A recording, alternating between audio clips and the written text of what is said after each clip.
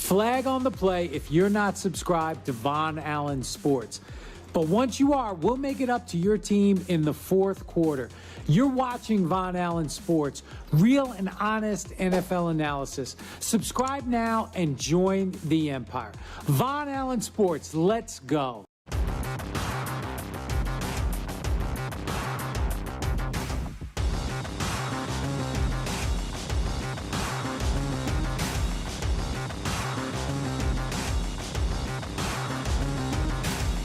VonAllen Sports.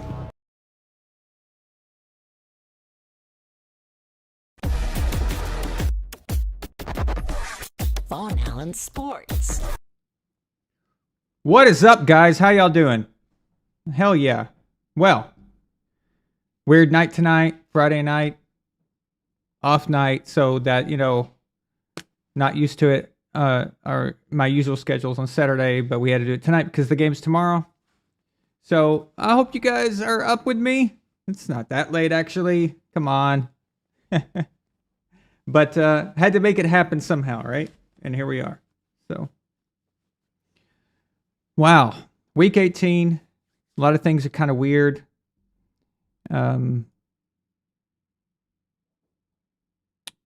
It's a strange situation, as you guys well know, that they're changing things and due to the situation with the Buffalo Bills game. And we're going to talk about those and how it affects. We're going to talk about what teams are up for playoffs. Playoffs? Don't talk about playoffs. I just hope we can win a game. Playoffs? Yeah, well, we are going to talk about playoffs.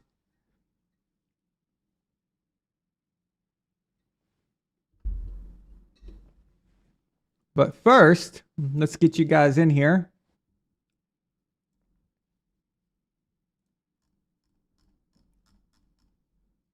Now, Alpha Courage. I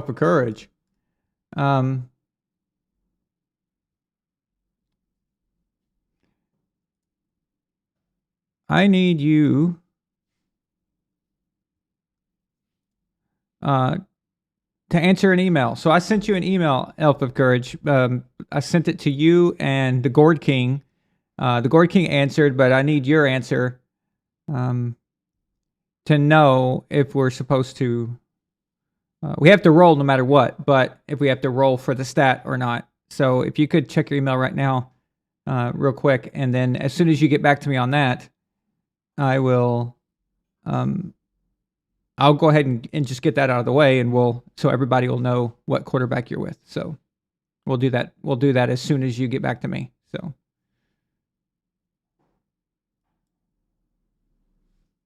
Yeah, I don't see. I'm checking my email right now. I don't see that you've replied yet. So.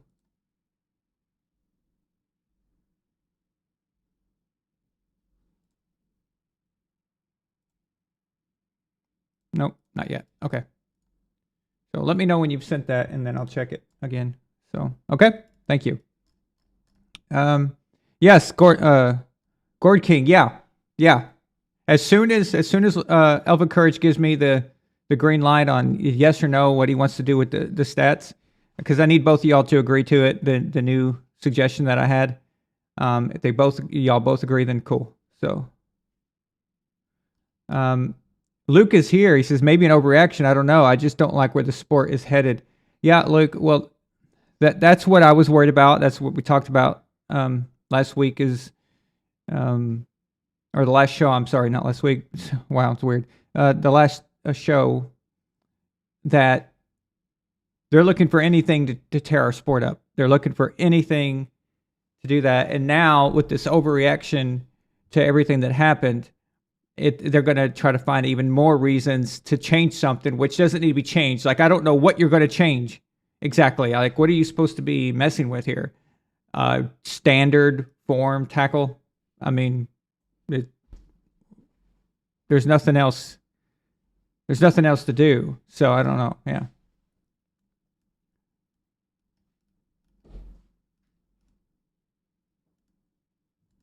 I tell you what, though, if it's going to be very weird if the Chiefs You know, if the Chiefs get to the Super Bowl and benefited from this in some way, because we don't know. I mean, the week off, I still think that's better than the neutral site. I don't think the Chiefs are going to play any better or worse if they have to go to Kansas or have to go to Cincinnati, for example. Their game is their game. You know, I've watched them play like crap on their own field. I've watched them play amazing on other fields. So it's just, yeah. I mean, I don't like that idea. I think that you still have to decide on a flat out winner. So.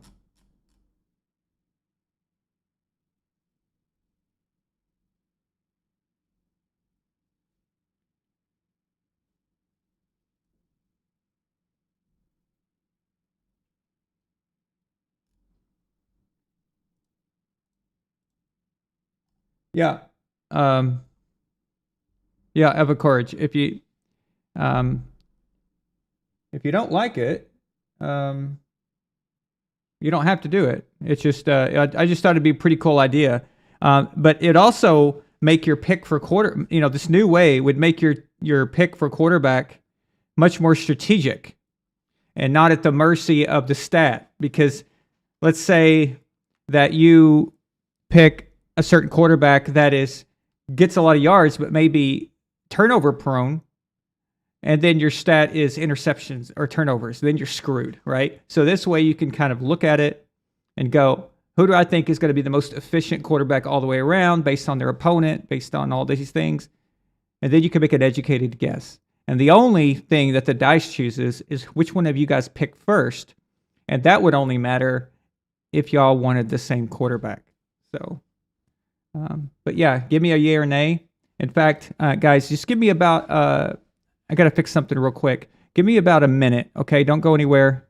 Just keep talking. And of courage, go ahead and decide on what you'd like to do, okay?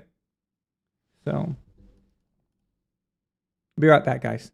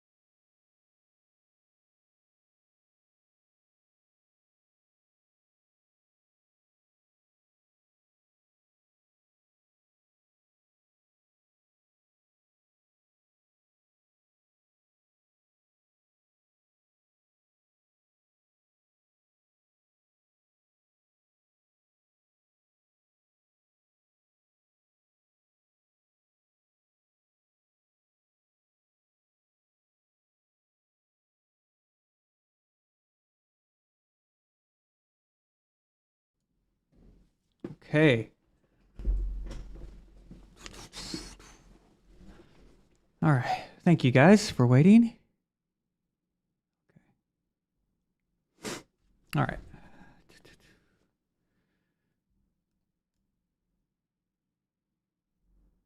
So of a courage, are we good? Are we good, man? Do you like that? Or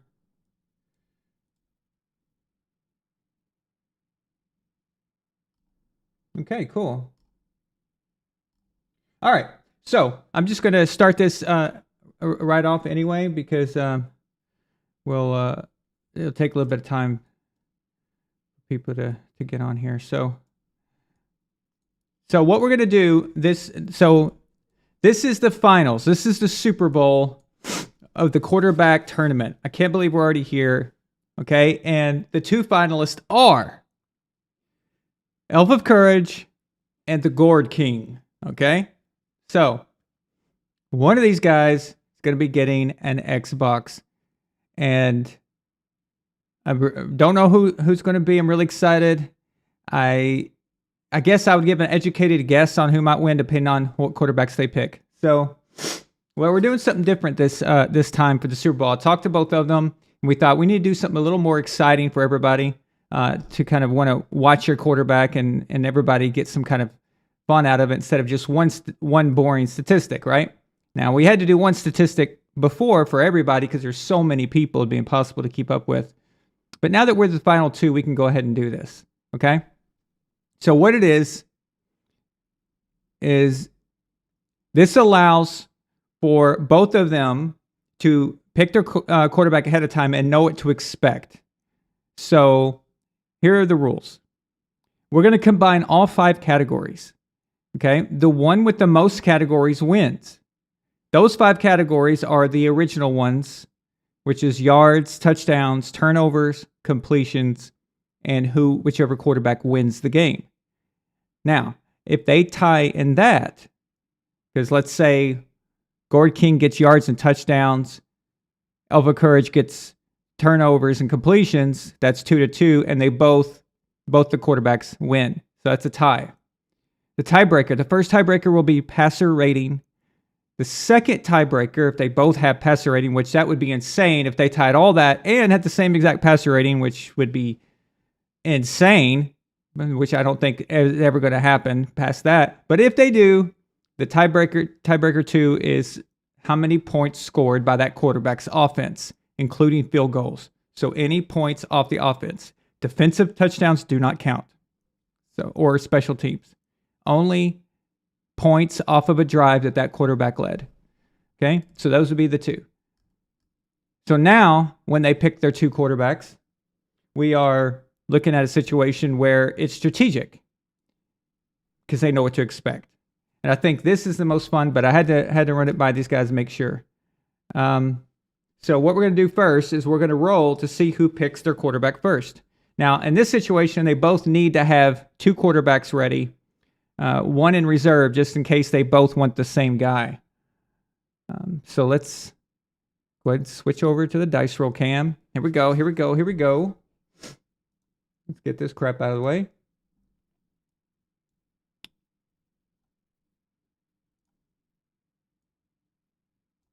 All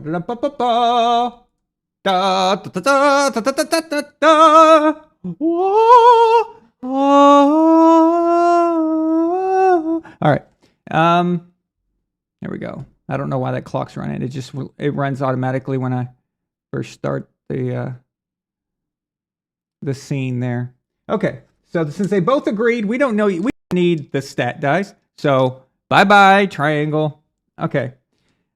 We don't need the quarterback roll dice because they're already going to pick their quarterback. So all we need to know is who's going first. Left to right, top to bottom, same thing. Elf of Courage, you are silver. Gourd King, you are gold.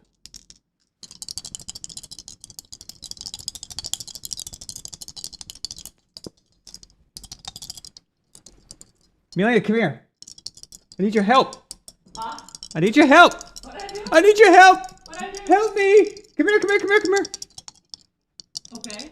I need you to blow on the dice. Well, I can hit it right now. I need you to blow on the dice. Here.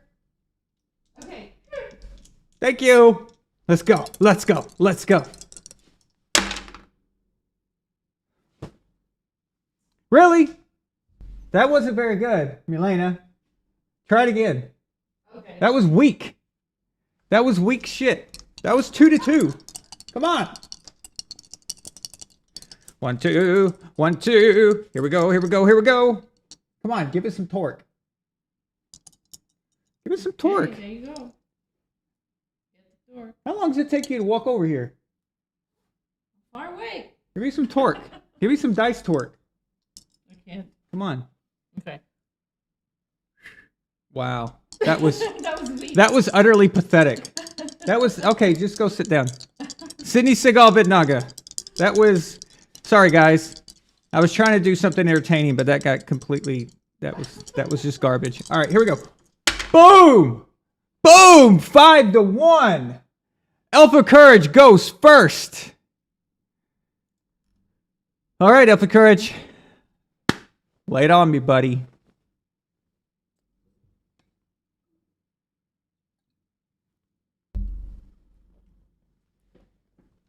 Looked like Milena was doing a wardrobe change while I was trying to get her to blow on the dice. Totally lost the momentum of that.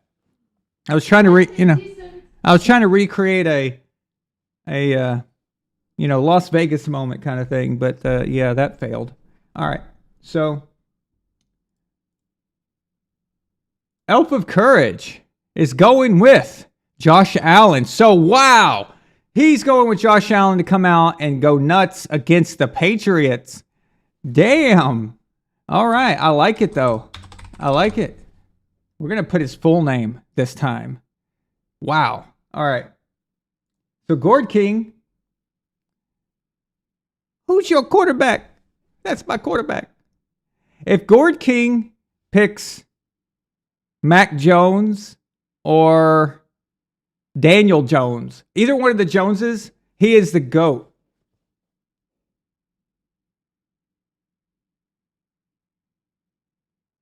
Let's see. I'm getting nervous. Who's he going to pick? Who's he going to pick? Who's he going to pick?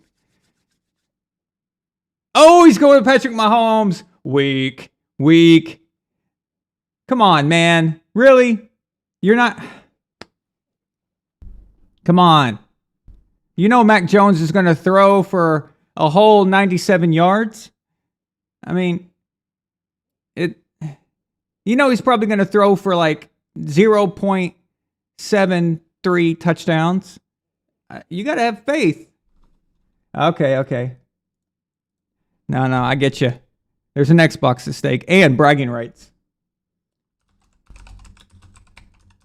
All right, guys, there we go. Here's our finals. It's going to be Patrick Mahomes against Josh Allen. And every stat matters, okay? So remember, when you're watching the games this weekend, if you're thinking about who's going to win this, it's the same categories as always. So it's yards, that's 1 point. If you win that, you get 1 point. If you win the touchdowns, any touchdowns, not just passing touchdowns, same with yards. Any way you get them doesn't matter. Like Patrick Mahomes had some receiving yards last week, so that counted towards the yards for whoever had Mahomes. So it's yards, 1 point. If you win touchdowns, 1 point. If you win the turnover battle, that's 1 point.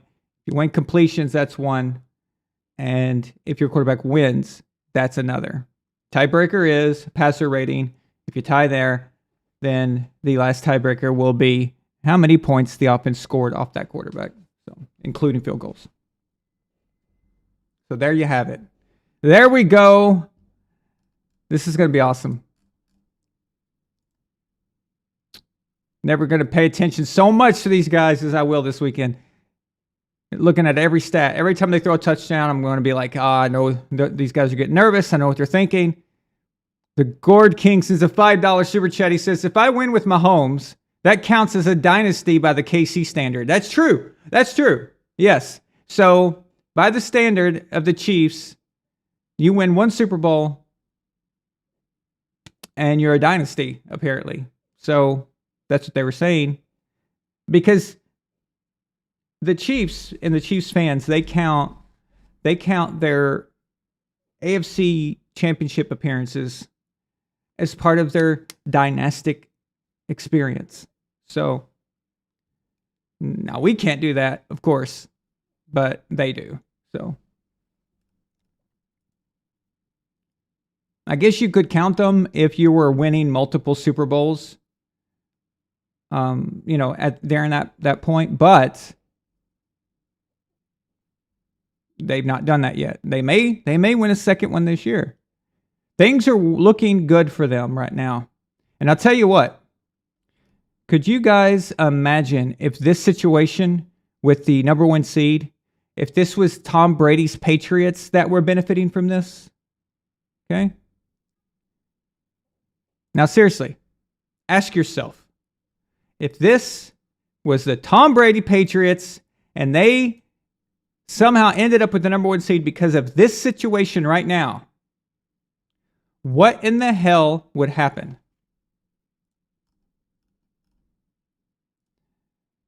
Elf of Courage is a $2 super chat. He says, Josh Allen juggernaut. He's expecting Josh Allen to come out and go nuts for his guy. And you know what? That may be a very good bet right there. James Johnson says a $2 super chat. He says, Team Elf or Team Gord? VonAllen Sports, let's go. That's right. Do we have sides forming here? So, yes, Phil. Yes, Luke. Riot and looting. That's exactly what would happen. My God. They'd be all like, asterisk, asterisk. Oh, my God. So, but look, not a peep. Nothing. Nothing is being said. Nothing is being said about the Chiefs benefiting from this. So, let's get that crap out of the way, shall we? Interesting. All right.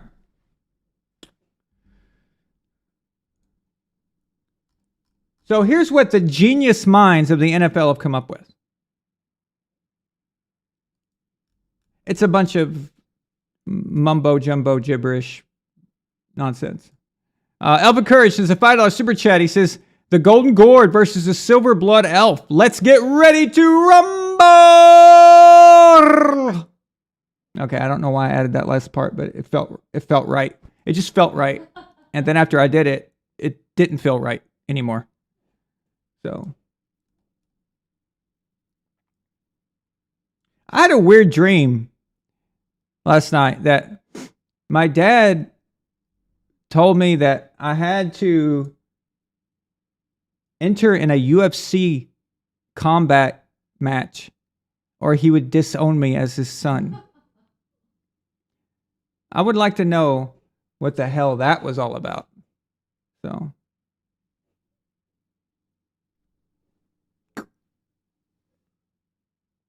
it's so weird.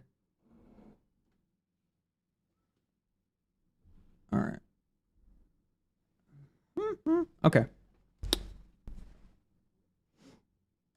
So let's real quick. Let's see who's here. Luke is here. Elf of Courage, of course. The Gourd King, of course. DC52. What's up, man? Let me know if you're watching. Let me know. I want to say hi to you. So, Tyler Belcher, what's up? Phil Williamson. Ryan Dyer. Go Packers. I told you. Don't give up on the Packers. I told you that they'd make a run. Everybody's sleeping on the Packers. John Thomas Chavez. Let's go, man. Madara 2B. How you doing? Brian Magnum. Again, Brian Magnum. If I was a porn star, my name would be Brian Magnum.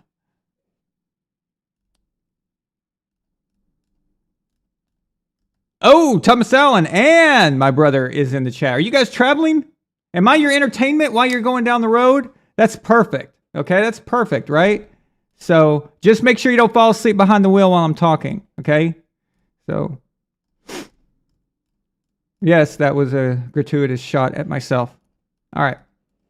Hey, new member. Nefertiti. Nefertiti. By the way, YouTube does not like the way I talk, apparently. After my rant on Wednesday night about all this stuff, now my live show got tagged with not suitable for all advertisers. They've never done that before. I've always been suitable for all advertisers until Wednesday night when I mentioned some things. So.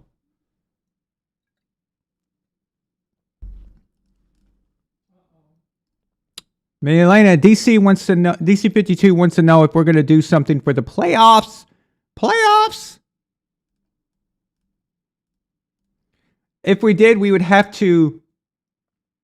It'd have to be different. It would have to be a different game. It won't work the same way because not every the small amount of games, and you don't know if that's going to continue. We'd have to change it a bit, but if we did something like that, so let me think about it. Okay, so I've got a week. The playoffs don't start till next week, so let me see if I can come up with something interesting. But the same rule applies. You have to be a member to enter that. Otherwise, YouTube won't let me have a contest. So it's got to be a member rewards, or I can't have the prize. I have to just give it away, and then that's a whole different thing. It's a bunch of nonsense that you have to go through. So these big channels that do those things, they have lawyers and stuff, and they get everything all approved and all that crap. So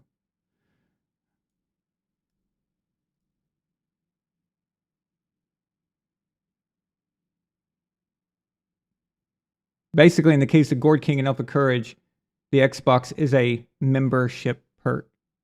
Kind of. It's weird. Anyway, so. Joe Flacco, is he going to play? Really?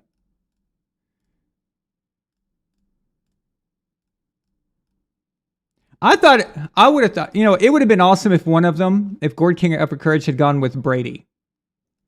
To go down, to win it or go down with Brady all the way. That would have been epic, actually. So, who's writing Spanish in my comment section? Jason, stop it. Here are the languages you're allowed to write in my chat. Okay?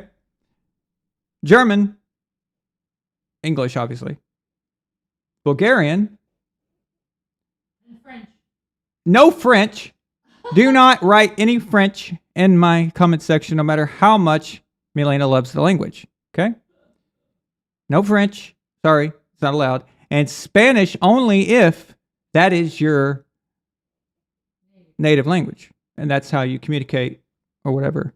Okay? So that's the rules. And the rules from Germany is because we have Germans here who may want to say something in German. And we have Bulgarian fans as well. So that'll work.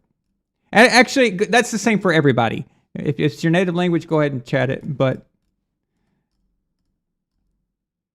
except for French. If you're French and you're a fan of the channel, you're just going to have to speak English. I'm sorry. No French allowed. That's it. So that's the rules. Okay?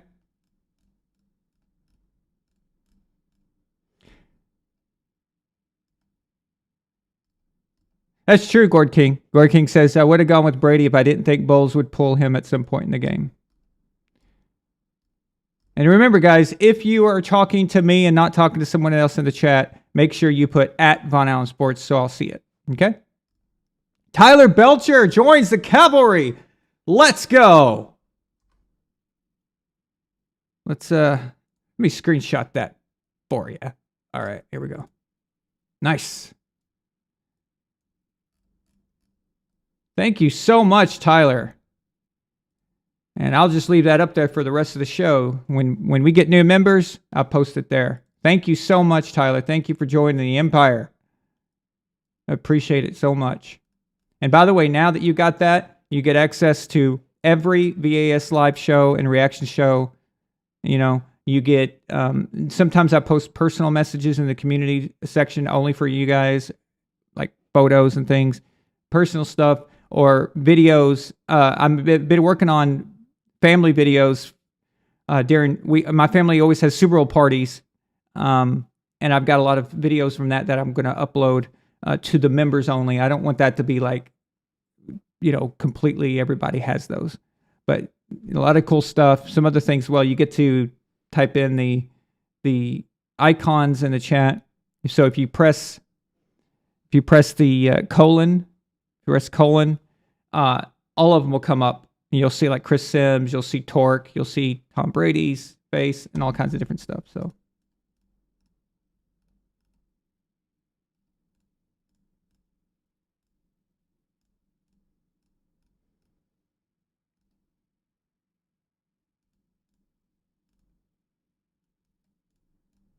Brady derangement syndrome is out right now badly.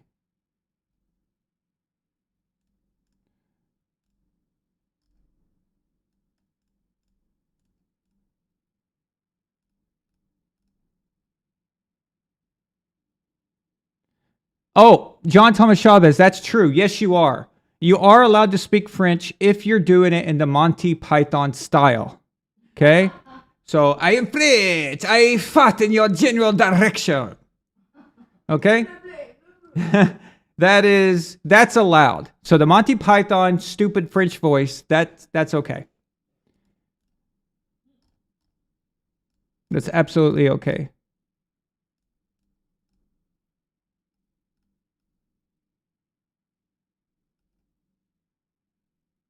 Luke R said, you probably talked about this already, but I might have missed it. What was the deal with Stidham last week? He looked awful in New England and couldn't even win the clipboard role. Well, it could be a lot of factors. First, he might have improved since then. So he might, things might have clicked in his mind for him. He has a even better and more understanding now of what McDaniels wants. Also, there's the factor, and this might have been a big factor. In New England, there was massive pressure to be the guy, okay? Massive pressure. And you don't want to make mistakes when you go out there. And you're afraid that Bill's going to get mad at you. You're afraid you're going to be chastised in the meeting rooms. And if that scares you and that bothers you, that can have a psychological effect on you where you're not taking your shots like you're supposed to. For the Raiders, there was nothing to lose, okay? Stidham was just going out there, and he was just throwing the ball around, having fun. There's no pressure. The season's lost. Josh is probably not near as hardcore as Bill is, So I think all those factors combined probably help. It's not that he got physically better as a quarterback. It's just the mental part of it that plays a huge role. I think it's much more difficult in New England to succeed with the pressure than it is in a Vegas situation where nobody even cares what you do. So it's a weird thing. Also, there's something to be said for getting all of the first team snaps in a practice leading up to the time you're starting, knowing that you're going to start. With Stidham, he couldn't prove himself during training camp. It's a different thing.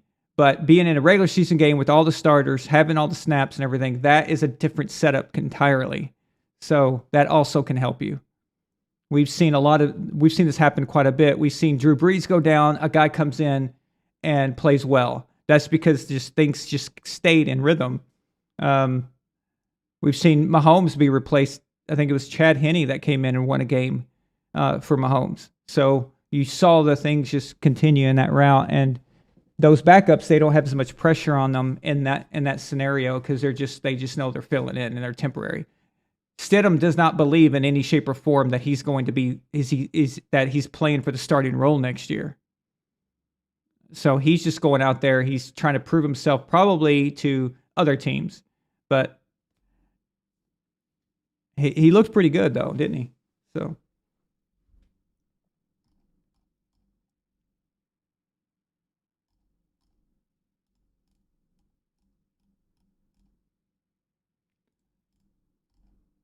Oh, thank you, Tyler. Appreciate that, man. The Gourd King. The Gourd King sends a $2 super chat. And he says, did you see Chris Sims lose it over ESPN making fun of him? He go, come at me, man. Yeah, I did. It was awesome. It was awesome watching him whine like a baby. Okay, if ESPN is bullying you, ESPN, okay, you know that sports channel that's owned by Disney, that is afraid to say anything offensive, is afraid to do anything controversial. If they are bullying you, if you're getting bullied by the woke police, you, my friend, are pathetic. Chris Sims is pathetic. Why he would even entertain what anybody on ESPN would have to say about him. Okay? I understand if this is somebody, you know, on a different network that knows what they're talking about, but ESPN, do they employ anybody on ESPN that knows anything about football? That knows what they're talking about? Even the ex-football players that they hired are idiots. Okay? So you've got like some of the dumbest people on that show, on that channel.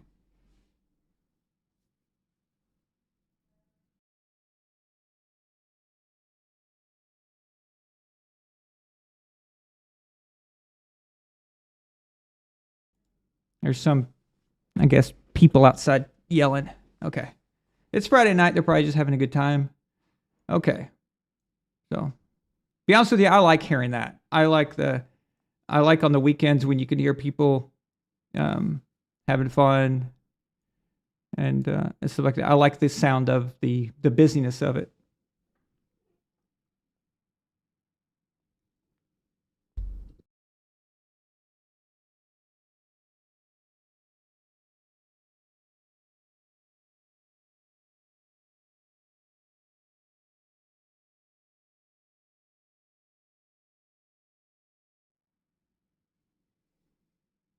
Hello?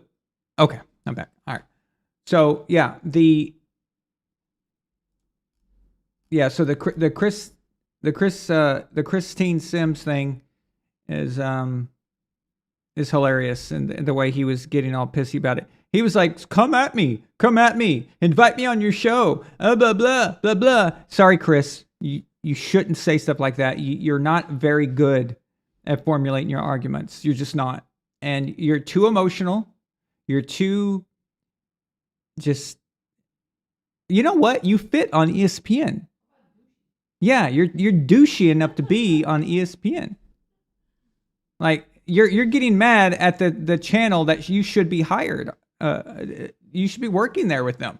That's exactly the problem. So, all right. Yeah, that's what's weird, Elf. It's ESPN, first round network with 7th round talent. It's very strange.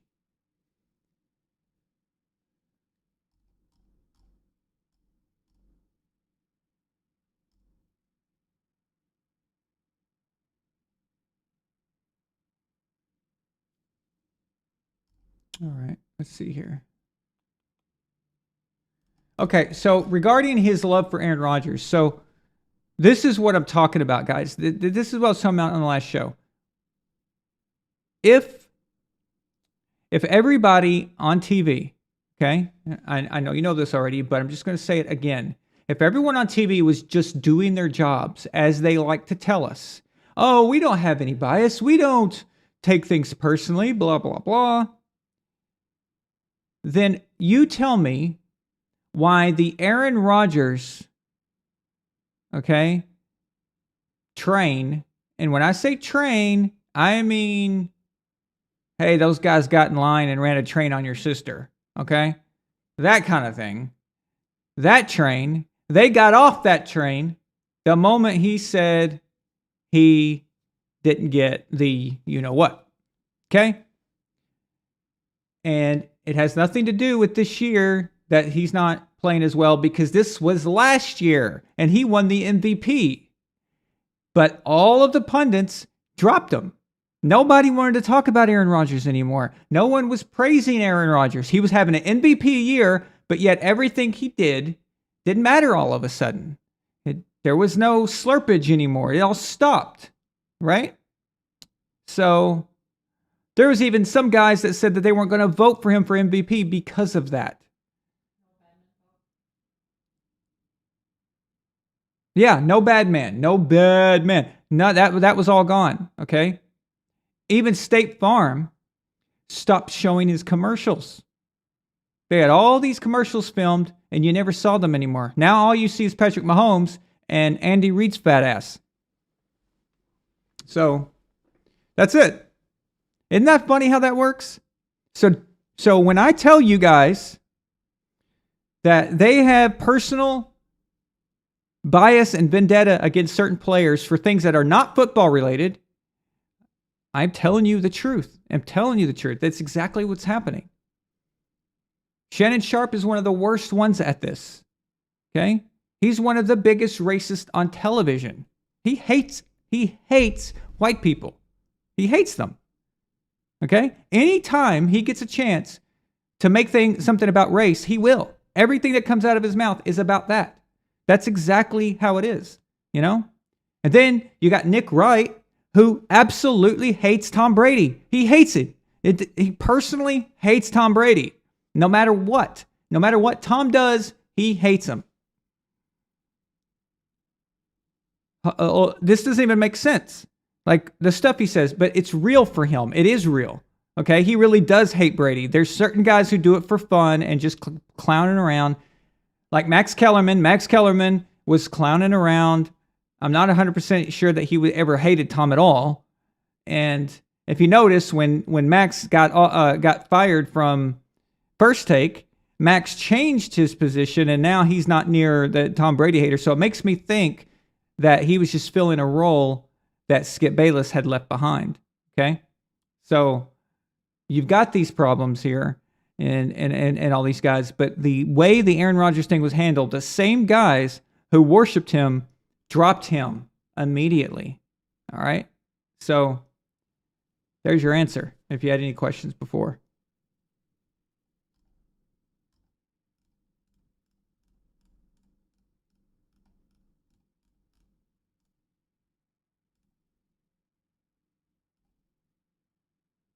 I remember you could not go a commercial break during a game and not see Aaron Rodgers. He was everywhere. And then boom, like you didn't see him again. I've seen one recently. And it was because the Packers game was on. And it was during the Packers intermission. That was it. It was just one. They showed it one time and I was like, hey, look, Aaron Rodgers is. So it's weird.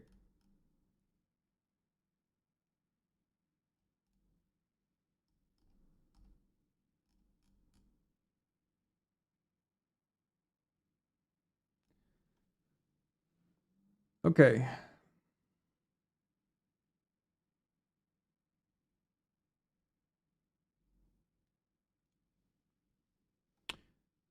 Let's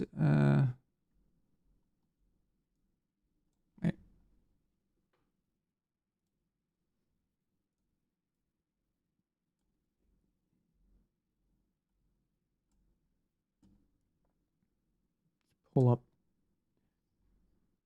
Okay. So I'm just going to go over this real quick, just in case nobody doesn't know what's going on yet. But the NFL owners approved a resolution Friday, okay, during a special league meeting, whatever you want to call that.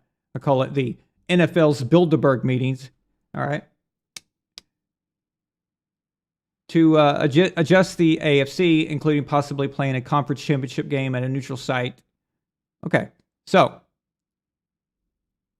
consists of two main elements. The AFC championship game will be played at a neutral site if. Now, what I'm about to say is a bunch of gibberish and nonsense, and if you can keep up with it, good for you, okay?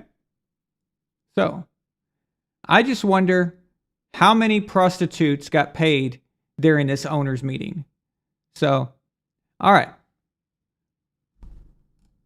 I don't know what that has to do with anything, but okay.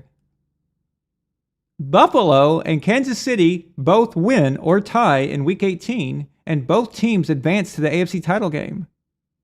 Or Buffalo and Kansas City both lose, and Cincinnati also loses or ties in Week 18, and Buffalo and Kansas City advance to the AFC title game.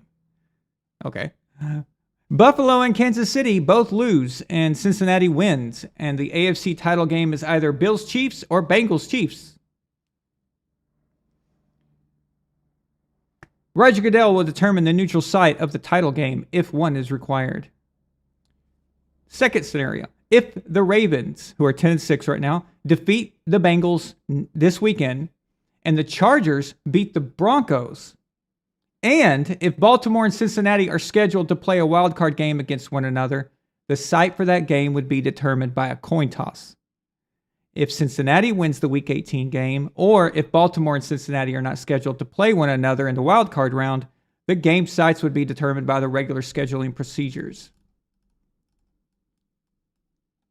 Roger Goodell says, "We believe this is a focused approach that will only affect 4 teams and directly address the potential for competitive inequity resulting from 30 teams playing 17 games and 2 playing 16 games." What a douche. "It was critical for the owners to vote today so that clubs know going into the weekend what they're playing for." All right. The site of the damn game is not as important as the possibly getting the bye week. Depends on how your team is doing with injuries. I can tell you the Bills could use the bye week probably in the first week of the playoffs. We needed that game to play because they might have done that. Just the neutral site thing is not enough to fix this, really. I don't know. I just, there's a lot of different options. This is the one thing I did not expect because it doesn't seem to be enough. It doesn't seem to be, it still creates a what if scenario, we're always going to be saying, well, what if this, what if that, what if there's a close game where the Chiefs win and we say, oh, well, you know what?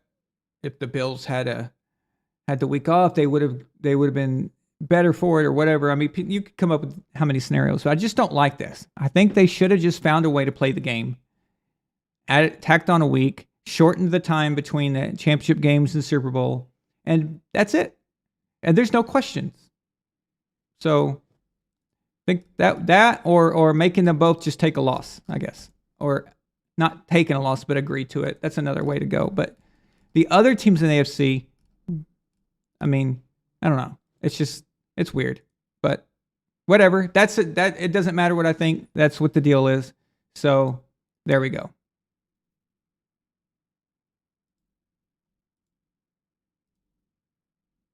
Network. I'm Andrew Siciliano, and we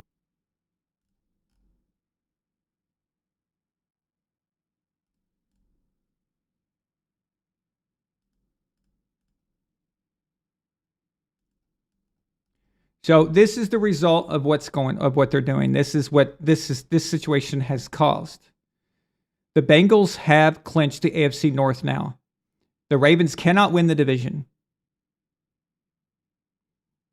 So, sorry, Ravens. You're screwed. All the Ravens had to do, if the Bengals had lost to the Bills, all the Ravens would have needed is to defeat the Bengals. So the Ravens would have been in control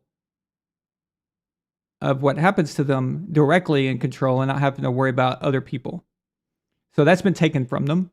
The Bengals can no longer obtain the AFC's number 1 seed or first round bye. So that's not an issue now.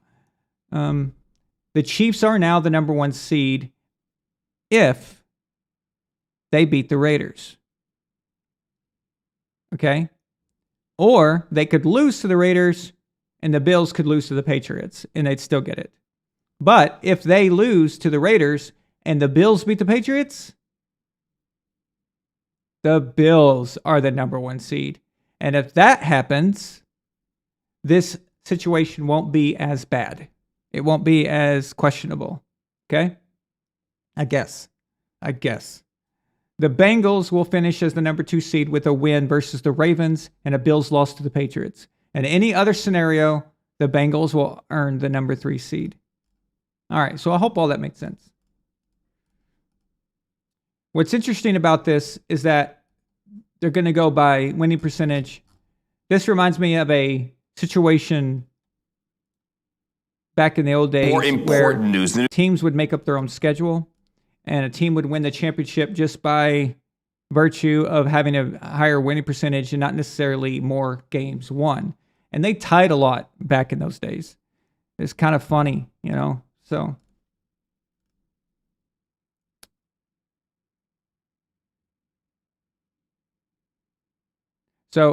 from what I know, the Damar Hamlin FaceTimed the team. And so that should put the Bills in pretty good spirits for their game against the Patriots.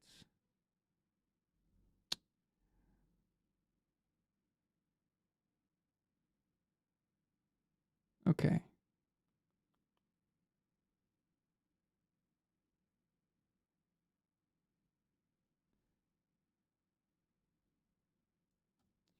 This is interesting. If Jacksonville, Pittsburgh, Miami, and New England all lose, all 4 of those teams will be 8-9, and the Jacksonville Jaguars would have the tiebreaker.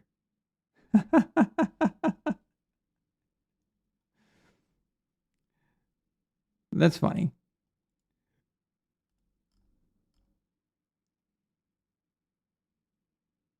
That's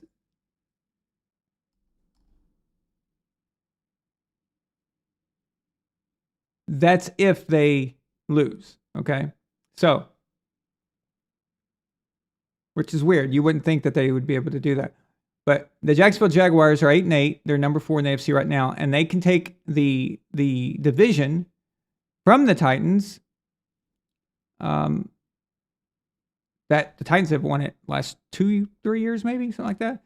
But they can just that's pointless. Okay, so they've got 2 roads, 2 of the playoffs. It's either they could be the number 4 seed or they can sneak in that number 7. But they need a lot to go right for the number 7. But anyway, yeah, good for Jacksonville, I guess.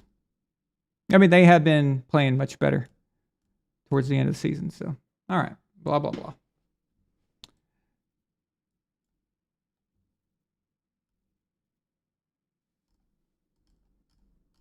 All right. We have a super chat here. Ryan Dyer. This is a $2 super chat. He says AFC championship games bring a lot of revenue into cities. And that's another thing. Yeah, that's true too. So that's another thing that city and that team loses because of this situation by making a neutral site and somebody else gets rewarded. There's no way to recoup the money that goes into restaurants and hotels and everything around the community. You can deliver the income from the neutral site itself for tickets and concessions and things like that, but you can't deliver the city's money, the income that was generated around the area. That's a really good point, Ryan. So even that is screwed up now.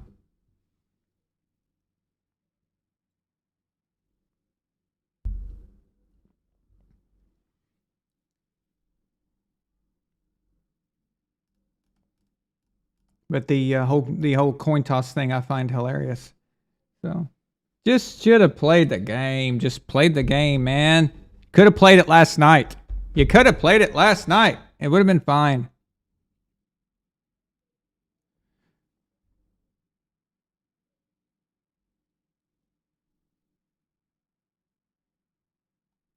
The problem here is what I'm worried about is that now, is this going to be a thing?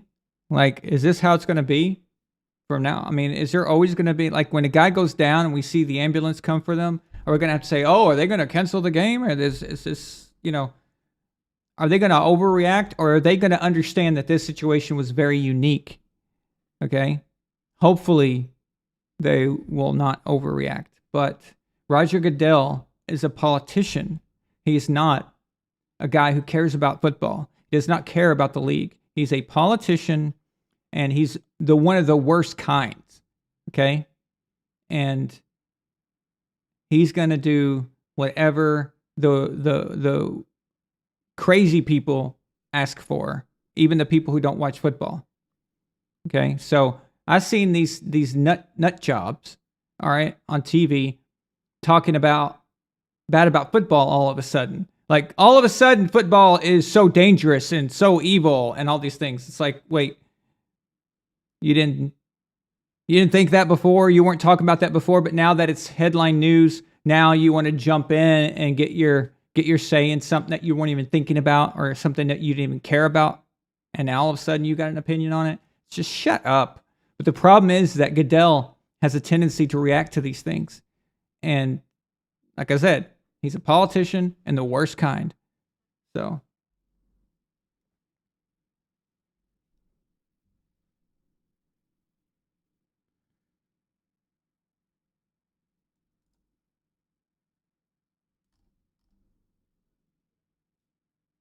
Yeah, the owner's circle jerk. Well said, Mike. Well said.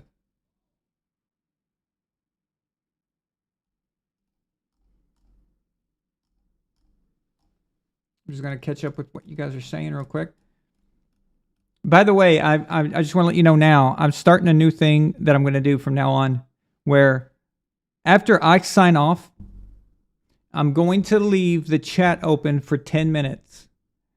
And this gives you guys time to talk. It gives me a chance to chime back in if I want to. There's times where I sign off and then somebody says something or sends a super chat or whatever, I can't get to it, or I didn't see it, or there's something I wanted to say and I didn't mention it. So from now on, there's always going to be a 10-minute time frame after I'm actually off camera for that. So I'm going to let you guys know. So if at the end of the show, if you're still wanting to do that, you don't have to sign off immediately if you don't want to. So it's up to you.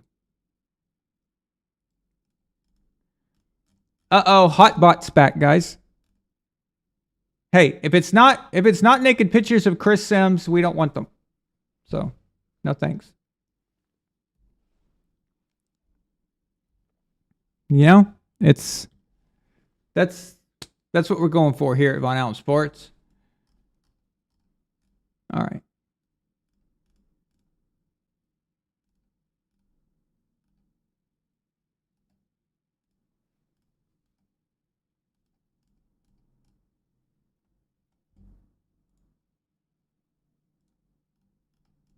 You guys listen very well. You see this, Milena? You see how well these guys listen? Yes. They listen to me. Thank you. That's right, Alpha Courage. I'm sorry. They weren't prostitutes. They were massage therapists. Yes.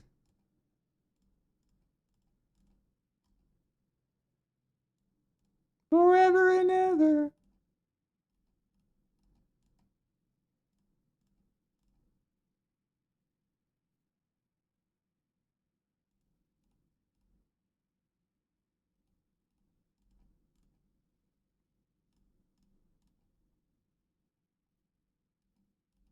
Yeah, the Brady hate is bad. Okay, Milena, watch this. You ready? Ready? Chris Sims.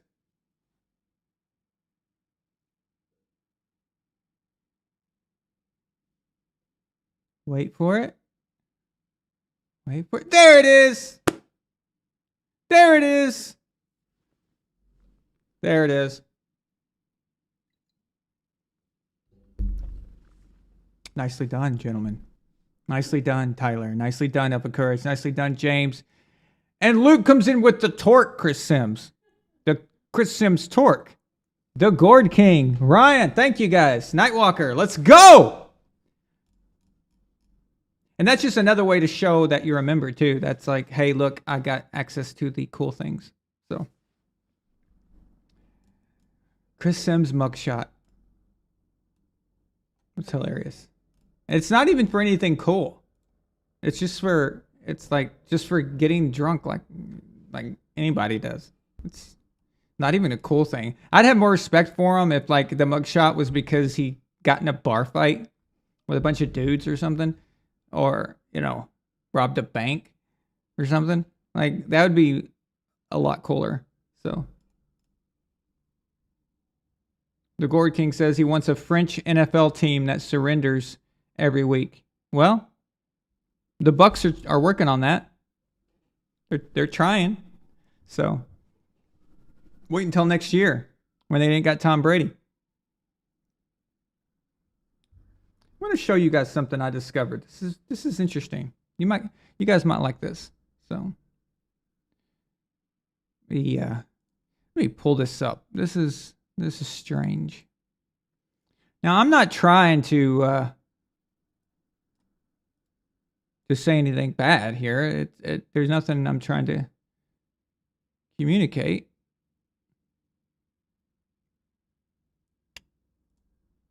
But I've got a weird stat for you. Okay? You ready for this? All right. Of the top 5 best Super Bowl performances, according to passer rating, by the losing quarterback. Okay? So I'm going to say this again. Of the top 5 best Super Bowl performances by the losing quarterback, which is passer rating, 4 of those 5 involved Bill Belichick.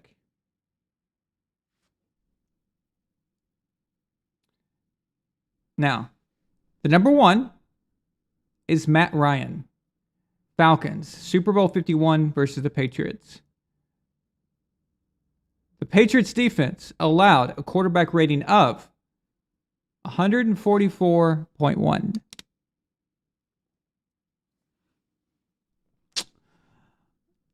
Two, Tom Brady, 115.4. Patriots in Super Bowl 52 versus the Eagles. 3, Jake Delhomme, 113.6. The Panthers Super Bowl 38 versus the Patriots. That is when the defense gave up a crap load of points, causing the system quarterback to engage in a shootout in the fourth quarter. Kurt Warner. Number 4 is Kurt Warner, 112.3 versus the Cardinals. Cardinals on the Cardinals versus the Steelers in Super Bowl 43. That did not involve Belichick. But the 5th one did.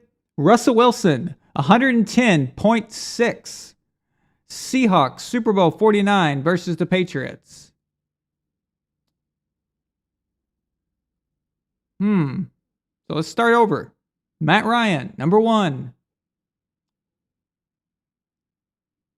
Belichick's defense allowed 144.1 rating.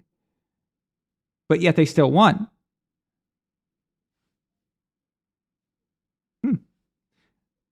Number 2, Tom Brady, 115.4, set the record for most yards in the Super Bowl. But lost to the Eagles, to the Uggles, to the Muggles. Not a good look when your quarterback is setting records and you still lose. Not a good look. Not a good look. Jake Delhomme? Jake Delhomme? Really? And that system quarterback had to save you. Now, I will give him this. Brady did throw a bad interception at the end there. Okay, so that doesn't help. But, in my opinion, it's Jake Delhomme and the Panthers. They weren't exactly a juggernaut. You should have had that game should have been put away. And then you got Russell Wilson. So Russell Wilson played a great game, of course. That's all I'm talking about. I'm not trying to say anything by that. I'm not trying to imply anything. Just saying Actually, I am saying one thing. What I'm saying is that the hate against Brady is stupid. The whole, oh, he needs great defenses, blah, blah, blah. His only defense is the only reason why he's done anything. Okay. Yes. People like to bring up things like defensive rankings, okay? You won't find very many quarterbacks winning the Super Bowl without a top 10 defense. That is pretty much standard, okay? And the differences between them are very small, and it just depends. Some guys have, some rankings are better than others based off of strength of schedule, based off of, where their home games, where their away games. There's all kinds of factors that go into that. It's not just the only thing that you can go by. And it also matters how the defense performs in the playoffs, too. Playoffs. People don't take that into account. So I've noticed that the stats that are the most popular are the ones that always try to discredit Tom. It's funny how those things happen. I never, ever heard anybody talk about points against as a defensive standard to show how well and efficient a defense is. Okay? Never. Until Tom Brady. All right? Listen. I've been around a long time. All right? I've been around a long time. And that's a great thing because that means every birthday I have means it's another year I'm not dead. All right? And I'm telling you that the standard for defenses was yards allowed. Okay? That was the standard. Yards allowed shows you, it's a field position game. Football is a field position game, and it shows you how much the offense is stressed. Okay? And what kind of position they're in. It also can show you the opposite if the defense is on the other end of that. Yards are useful. Okay? A lot of times points, the point system can be skewed. You could play the Houston Texans and allow 0, and you could allow 30 to another team the next week, and everyone says, hey, look, they have only allowed 15 points this year. Ugh.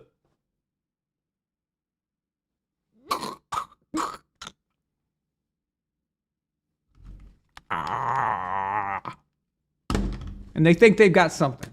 Okay? They think that they're geniuses. Oh, look. Okay? So all these things are kind of weird to me. I think you need to look at things individually. You see them what they are, for what they are in context, in the correct context, okay? So I guess that's my only message is leave Tom Brady alone.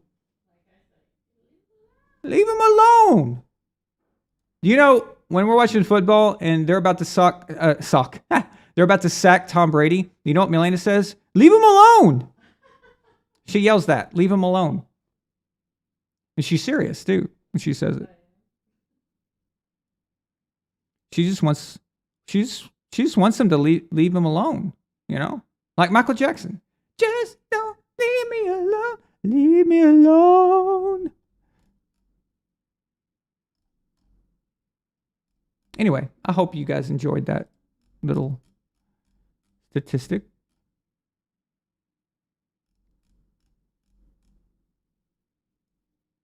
Let me see if I got another one to serve up to you. Interesting stat.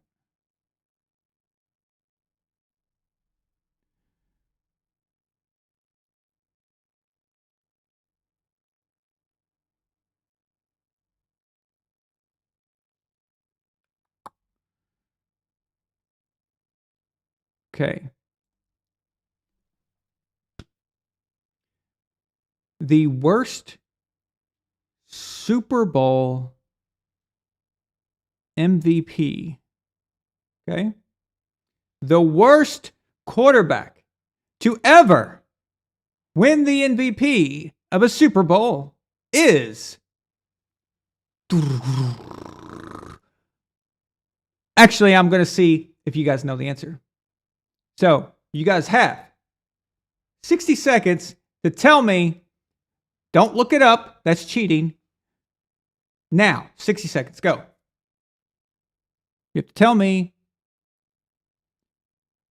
who is the worst quarterback to ever win Super Bowl MVP. See what you got.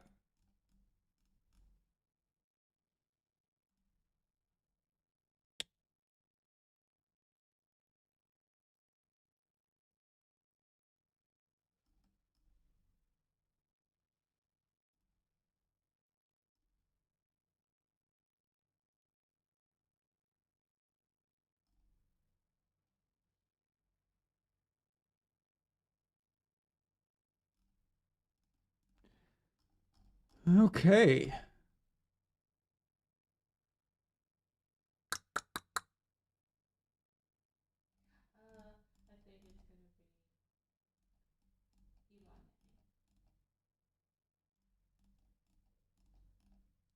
Okay, so it looks like we've got some answers here.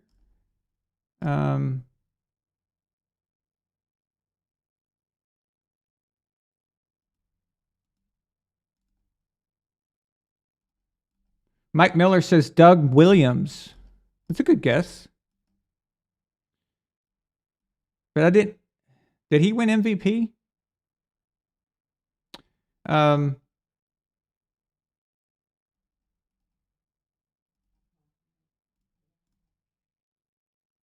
Gord King says Nick Foles.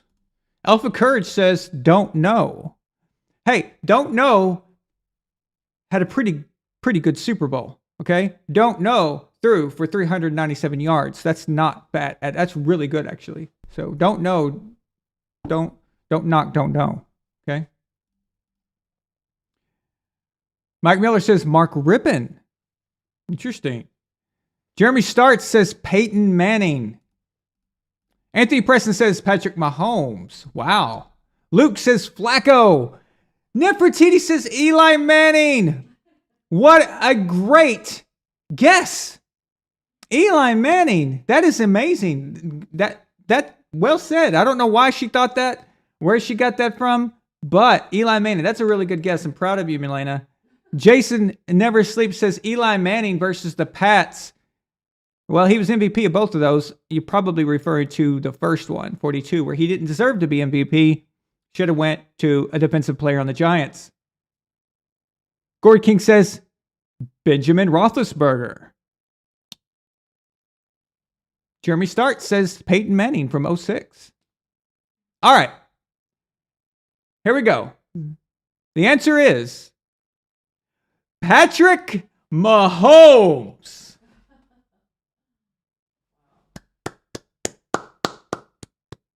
Congratulations, Patrick. You have the Super Bowl MVP that I like to call, we didn't know who else to give it to, and Patrick Mahomes is famous right now, so we'll give it to him. Good job. Okay? Now, one of you guys had a right guess on who was second. Peyton Manning. Peyton Manning in Super Bowl 41 versus the Bears was the second worst performance.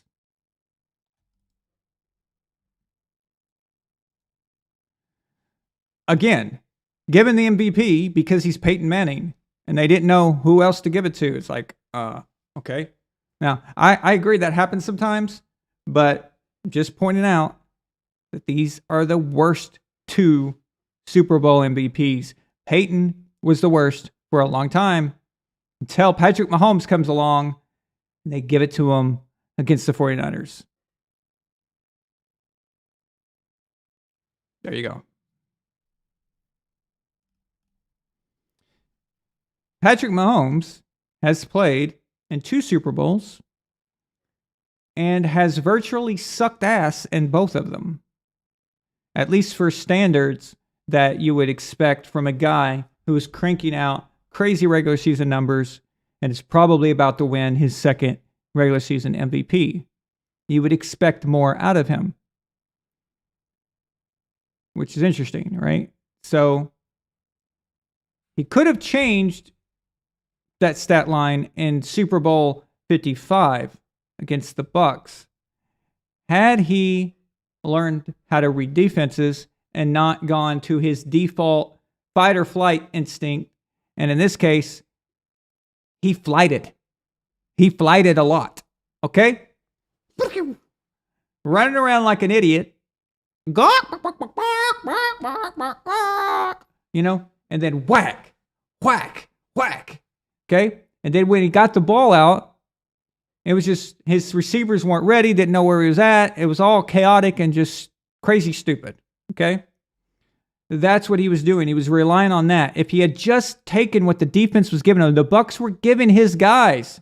They were giving them 5 to 7 to 9 yards at different times. All he had to do was take it. Okay? If that was Alex Smith in that game, just that game, I'm not saying anything before that game, I'm just saying in that game, if Mahomes got hurt in the first quarter and Alex Smith was the backup, Alex will take those shots. Doot, doot, doot, doot, doot. Now you got a better passer rating. And you got more points on the board than 9. 9. And they were all field goals, by the way. Not one touchdown. But he could have improved that by knowing how to read the defense. And not panicking. So I remember when it was the fourth quarter and Patrick is on, it's mic'd up. Okay. You guys can watch the episode mic'd up and on YouTube, and you'll hear Patrick say something very, very telling. He says, "Come on, defense." He's talking to himself. "Come on, defense. Get me one stop. Get me one stop." Now, see, by this time, Patrick knew the whole world was watching. It dawned on him.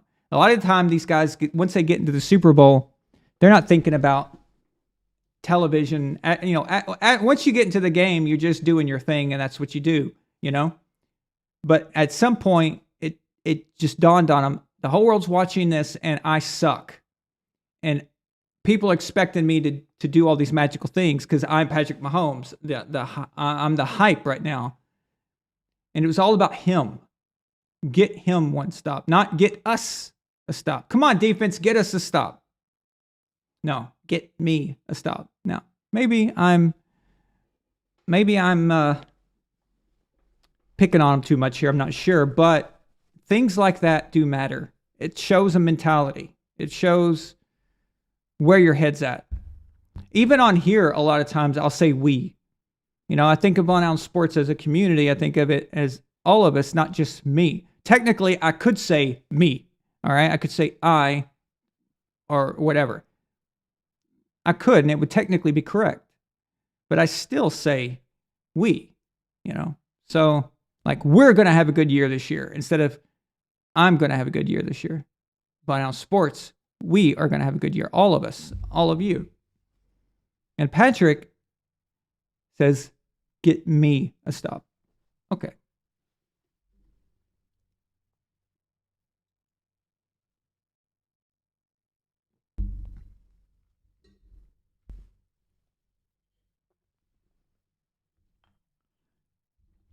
You want to talk about Super Bowls? I see you guys are mentioning some of the early Super Bowls.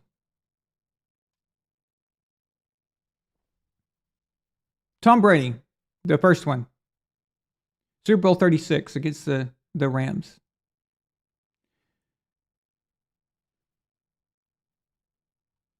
When this is what you expect from your quarterback. What you expect from your quarterback is this.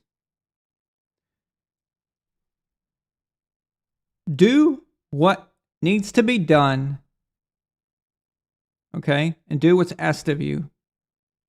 And do it to the best of your ability, okay? So, that being said, this is why anytime I'm talking about Patrick Mahomes, I mention his Super Bowl MVP. And I don't put an asterisk next to it. Because he got it. But if you want things to happen more, and if you want, you've got to take what the defense gives you, or you're going to falter, which is what Patrick did in the next Super Bowl. Tom and the game against the Rams did what was asked of him and what was necessary. That's the way the team was done. That was the entire plan of the team. But then he leads the league in touchdowns the next year. They don't even make the playoffs. So sometimes that's not always the best thing. Just like I'm saying in that regard, when Patrick lost to the Bucs, sometimes that flashiness and all that crap isn't necessarily the thing that you need to do. If Patrick would have just taken the easy stuff and what the defense was allowing, he would have fared much better. Now, would he have won doing that? Doubtful. But I'm just saying that they would have had a better chance. There was no way the Chiefs were going to win that game after halftime. I've seen the Chiefs come back a lot, but they were not going to be able to do what they normally do. It's just the Bucs were in their head. And let's not forget, I've noticed that some people do forget this part, but the Bucs pulled back.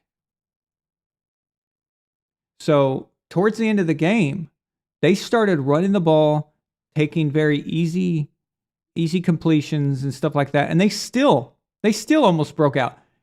That pass to Gronk at the end, he would have made that to the end zone if that was 2014 Gronk. Okay? He takes that thing to the house, and that's another touchdown. Or how about the fourth down call where they was that third down? Oh yeah, the call to the offensive lineman, and he drops it, so that was another touchdown. And then on fourth down, instead of letting Tom quarterback sneak it, they ran the ball, and that didn't work. Yeah, but that's another touchdown that should have been on the board, or at the very least, a field goal. So the Bucs were having their way with the Chiefs, and had the Chiefs even started to come back, let's say Patrick gets a touchdown in the second half, and then they start catching back up, the Bucs are going to go full throttle and go back to what they were doing, and which was they were doing whatever they wanted, whatever they felt like. Tom could go to anybody, and the Chiefs couldn't stop it. So that would have gotten even worse. So do I think that Patrick doing those things, like I'm suggesting, would have won them the game? No. But it would have looked better. It at least would have given them a better, chance, and would have put the game closer and made it more competitive. But his running around did nothing but cause chaos. It was just desperation. And that also pumped up the Bucs even more because they realized that he's running around like a frightened little girl and trying to make everything happen on his own. And that's why we have the most famous incompletion of all time of him flying through the air about this high off the ground, by the way. I think he's got a vertical of 4 inches, but throwing the ball like a baseball player. Okay. For an incompletion. I'm sorry, but it was an incompletion. I don't care where it landed. It was an incompletion. Unless, if we're just making incompletions awesome and we're going to take photos of these things and constantly talk about them, then I want to talk about the 474-yard bomb from Tom Brady to Randy Moss at the end of Super Bowl 42. Right after Tom got completely destroyed by Alfred. Just completely pancaked. He gets up and he throws and launches that thing to Nebraska. Okay? So, but it's an incompletion, though. They try to spin that into something. So I've never seen a guy get his ass kicked so badly in the Super Bowl, and at the same time have everybody try to turn it into a positive. and have everybody try to say, oh, well, look what he did here. Look at this awesome completion. Oh, they actually tried to use his yardage. Okay, he ran almost like 500 yards total of running around like an idiot. And they use that as some kind of impressive stat. Please explain to me why that is more impressive than a guy who stays in the pocket and hits his guys. What are we talking about here? Let me tell you something, guys. I could right now start for the Kansas City Chiefs. Me, right now. Tomorrow, I could start for the Kansas City Chiefs, and as soon as I get the ball hiked to me, I can run the other direction. Okay? They hike the ball to me. I'm going back the other way. Ah! Okay? Now, by the end of this game, I'm going to have like 500 yards total of running around like an idiot. And I bet you at some point I could probably outrun the defensive tackles. I bet you I could do that too. And the Bucs were only rushing 4. Do the math. Okay? So, there you go. I'm not that impressed. I don't care that you ran around. Quarterbacks run around all the time. The running around doesn't matter. I don't care what you're doing behind the line of scrimmage either. Like I said, I could do that.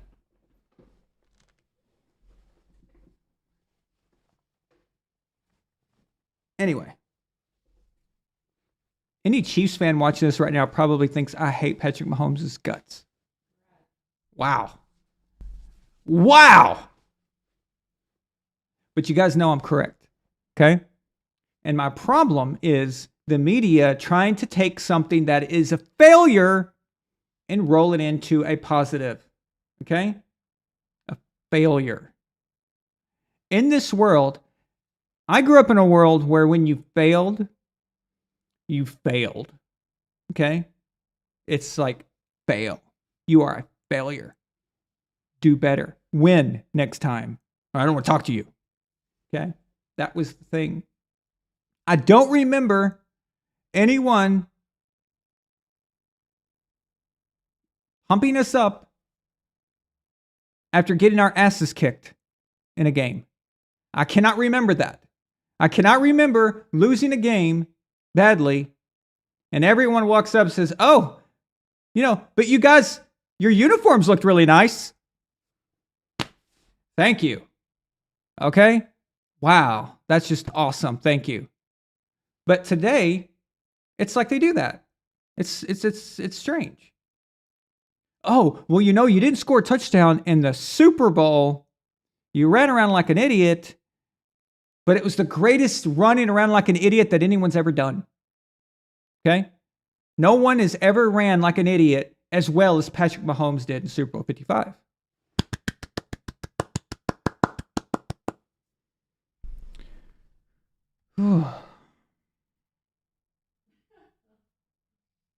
Did I make my point? How long have I been talking about that? Okay. The only reason I'm going off like this is because I know what's coming. Okay? The Patrick Mahomes slurpage that you thought was bad, get ready. Okay? Get ready. It's going to be glorious. Okay? You know the statue, Christ the Redeemer, that is over Rio de Janeiro? The big Christ statue he's standing over. Really awesome. One of the coolest things on this planet as far as just awesome setups, right?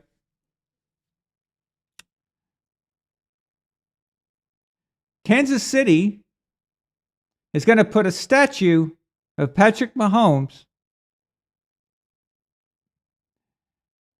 dressed in the same clothing, going like this. And it's going to say, Mahomes, the Redeemer.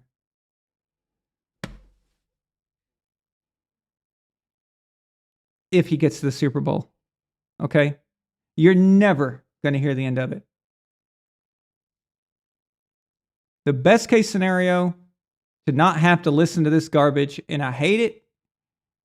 If Mahomes is on any other team, I would be rooting for the guy, okay? But because of the situation with the way the Chiefs are and the way they are, and I can't stand them, I cannot stand Travis Kelce. I would love to take a hockey stick to his skull, okay? And can't stand the guy. Why is it that every time when you put on a Chiefs uniform, you become a complete douche? It's like some kind of badge of douchery. You put on the Chiefs uniform and I'm a douche. Okay? I'm wondering if it has something to do with Andy Reid, actually. Because, I say that, because when Andy Reid was the coach of the Eagles players were just as douchey. They were, seriously. Okay?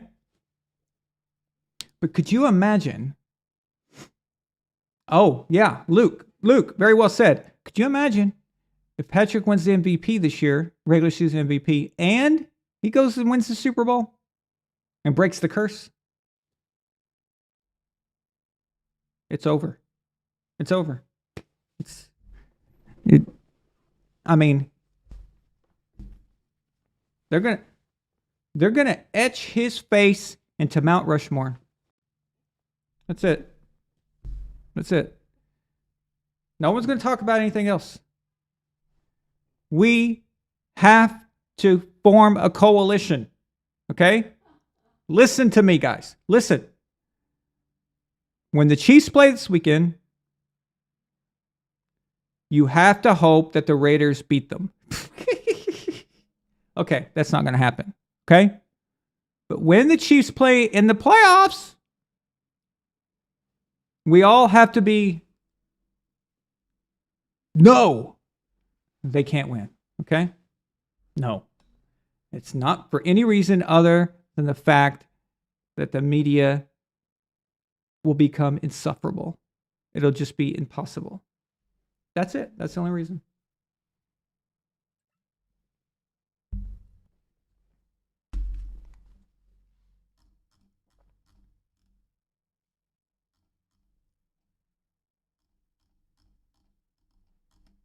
I missed some super chats.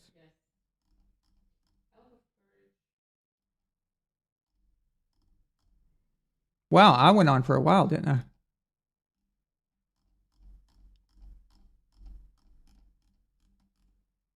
Did I get Ryan Dyer's AFC champ brings a lot of revenue to cities? I think I addressed that. Maybe I didn't post it. Let's see here.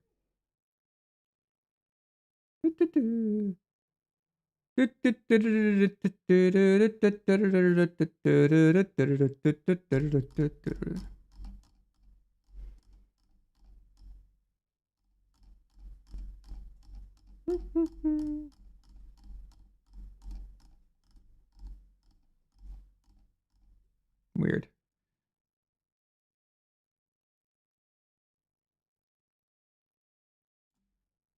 Okay, so Ryan Dyer says the $2 super chat. He says AFC championship brings in a lot of revenue into cities. I think I addressed that one already. Can't remember if I posted it or if I had I remember talking about it, but obviously. But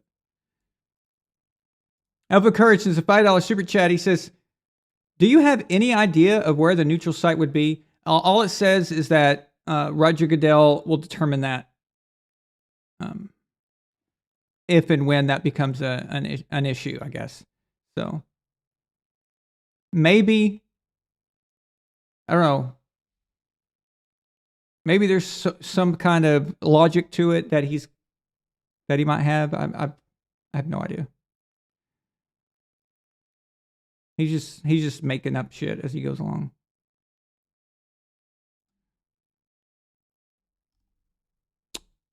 My father asked me, can anyone give any reason for hating Brady? It's always, okay, every single time, it is emotional. Okay?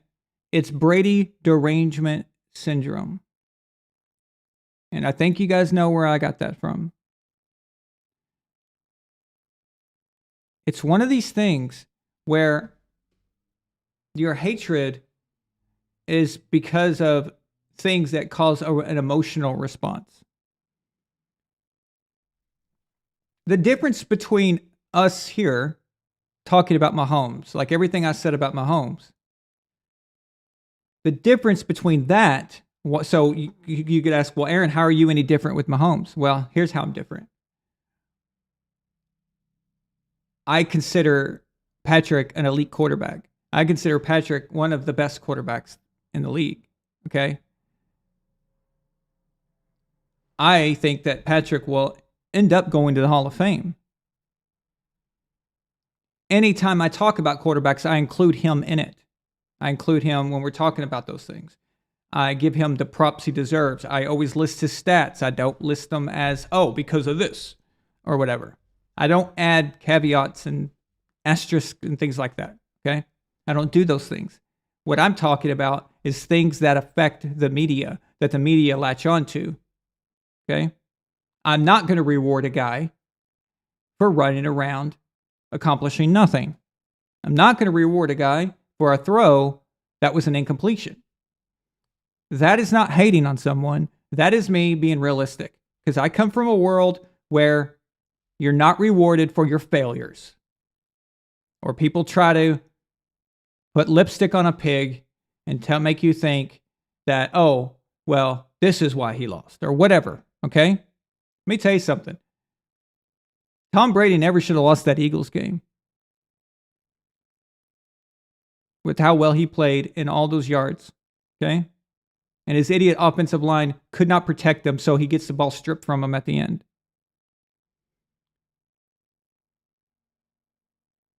I have never, ever taken that away from Nick Foles. You have never heard me say that Nick Foles' MVP, Super Bowl MVP, is tainted or not good enough. You've never heard me say that. And you never will. Nick earned it. He won. He won. He's the winner. He won the day. Okay? But that's it. That's the end of it. It doesn't change anything. Just because Tom Brady did all those things on the other side. That's not Nick's fault. Nick played against the defense that was presented to him. And Nick outscored his counterpart, which was Tom Brady. Now, what haters do, the Tom Brady haters, Dad, that you're asking about, is they dismiss all those things. So they say, Tom Brady was MVP of Super Bowl 36, but it was Belichick's defense. Brady was MVP of Super Bowl 38, but it was Adam Vinatieri's kick or whatever. Okay? He was MVP in Super Bowl 49, but he threw 2 interceptions. He was MVP of Super Bowl 51, but he threw a pick 6. It's always something. Okay? It's always something, no matter what. And it's all from a personal thing. It's a personal hatred. Okay? I have spent a decade, even before VAS existed, in all kinds of places, talking about how much I disliked Aaron Rodgers. Okay? Personally. But you never heard me say that he wasn't great or one of the greatest or one of the best I've ever seen. Or blah, blah, blah. Okay? You never, ever heard me say those things because that's different. My personal feelings towards him is different than actually what he accomplished and what's there. Now, anything I've said that sounds negative regarding his statistics and what he does, that was just me being honest. Okay? From that standpoint. But I'll never discount what he does. Let me tell you something. You know who I can't stand? I can't stand Shannon Sharp. As a person, I think he's an awful human being. I think he promotes nothing but negativity, especially on his Twitter account. And he's always for the establishment. He's for everything establishment.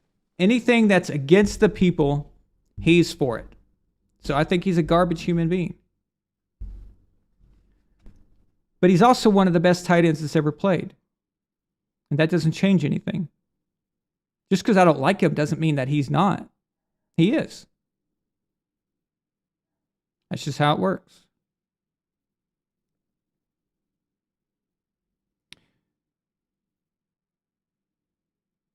I personally am a big fan of Dan Marino. But I don't think I think he's a tad bit overrated. Okay? But I personally like Dan. And I thought he was awesome growing up, watching him. I hated John Elway. I couldn't stand him growing up. I can't even tell you why. I don't even know why. I don't remember why. I just remember not liking him. But I would still rank him higher than Dan Marino.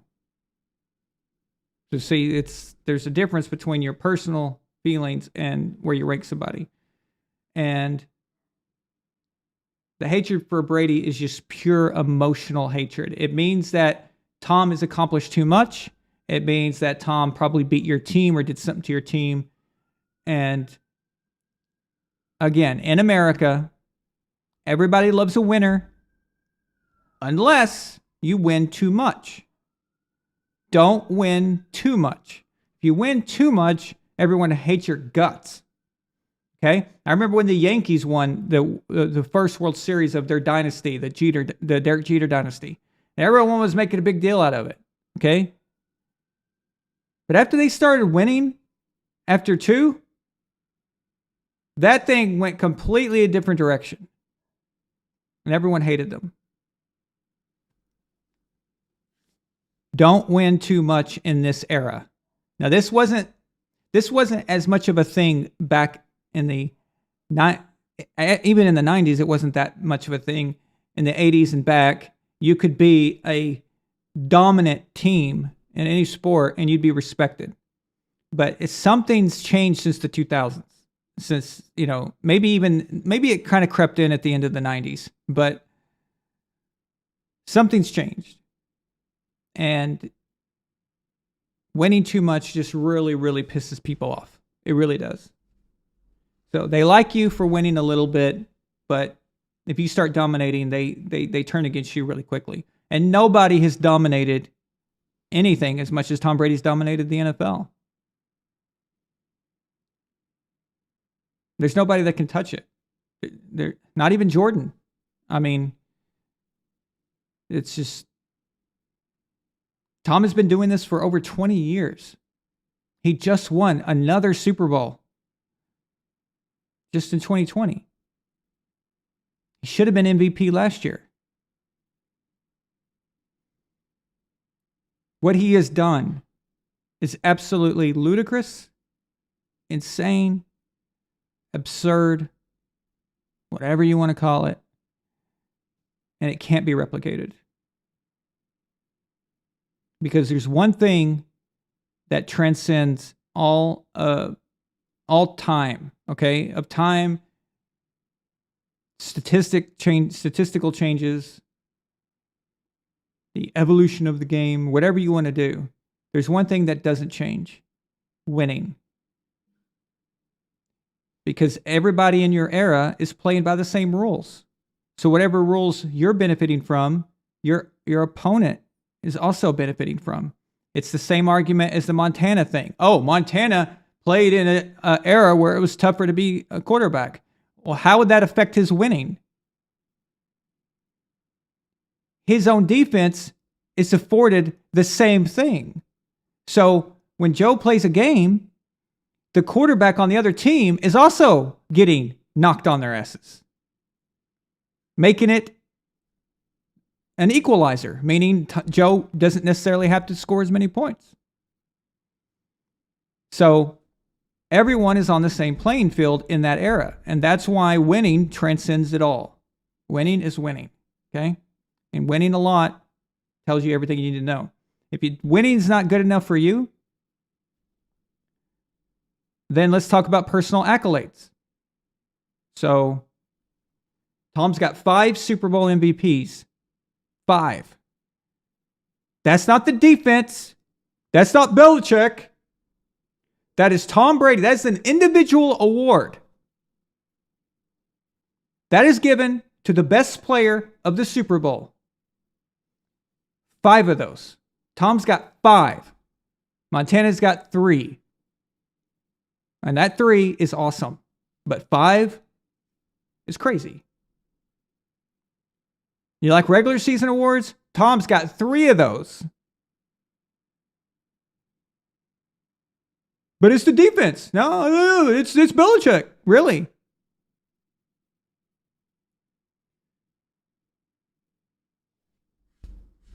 It's interesting.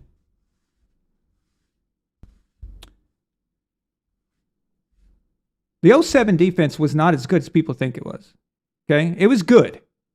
But it wasn't as good as the 04 defenses. It wasn't as good as the 03 and 04. It wasn't as good as 01s, in my opinion. But there's a lot less pressure on them because of the offense, because of how well that offense was playing. So it's a give and take. It's complementary, right? That's how it works. They were good. I'm not saying they weren't. They weren't as good as people think.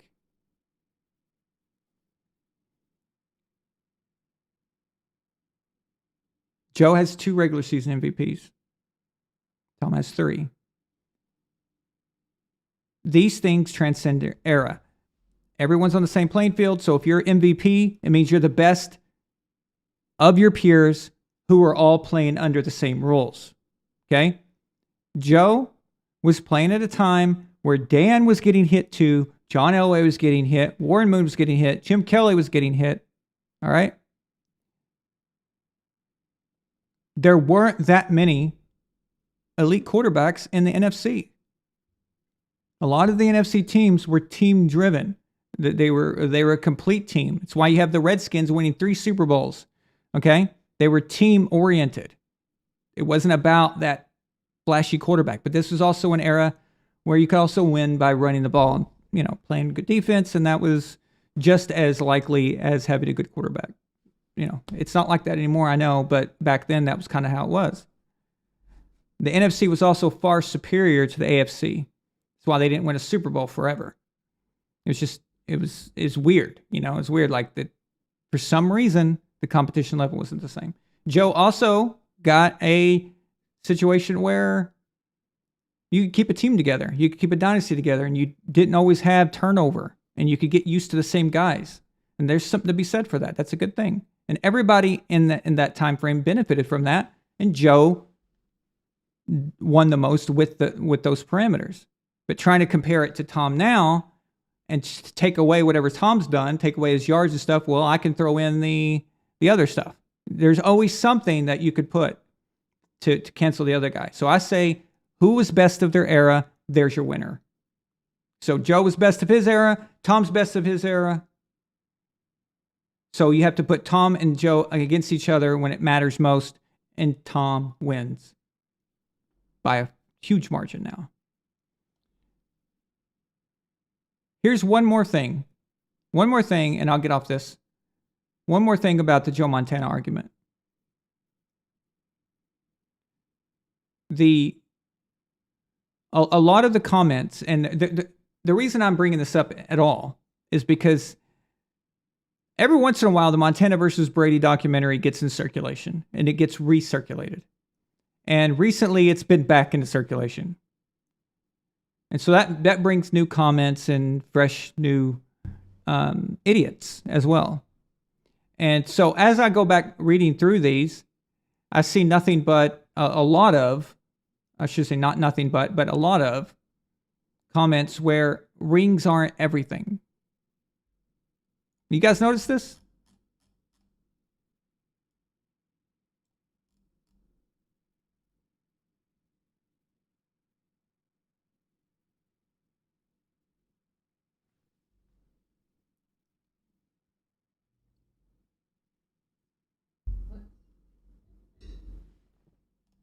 So, sorry. They talk about rings aren't everything, right?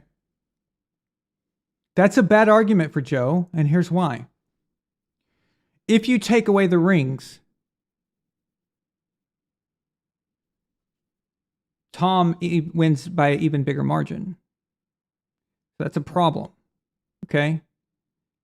Because Tom is Joe and is Dan Marino, is Peyton Manning at the same time. He is both of those guys, those type of guys, into one person. He's the champion and the stat guy. You can't beat this, okay? It's impossible. But when a Montana defender wants to say it's not just about rings, do you realize that you're discounting Joe? You're putting him away? If you take what made Joe the GOAT of his era? What was the defining factor? Why did we think of Joe as the GOAT? Why did he even get that title? Why did we give it to him? The rings. The rings added it. The rings gave him, yes, he had good stats and he had, regular season, he had 2 regular season MVPs, but the Super Bowls was what did it. Now you want to take those away? Well, if you take those away, we have to have a new argument now. We have to have a new conversation. Because he might not make the cut. So if you take away rings, he might not even be in this conversation now. So you've eliminated him. You possibly eliminated him from being the greatest of his era. And you've left the door wide open for other people. So it's a tricky thing. It's a tricky thing to do that, to say that. And I know a lot of people have been saying this. I don't think that's something you want to do, is take the rings away. I don't think you want to do that. Not if you're defending Joe. If you're trying to defend Aaron Rodgers or Brett Favre or Drew Brees, of course you want to take the rings away. Why wouldn't you?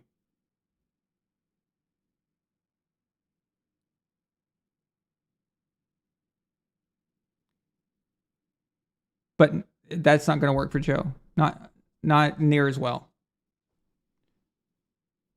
Joe is the GOAT because his efficiency was so good. And he had the rings. Terry Bradshaw had 4 rings too.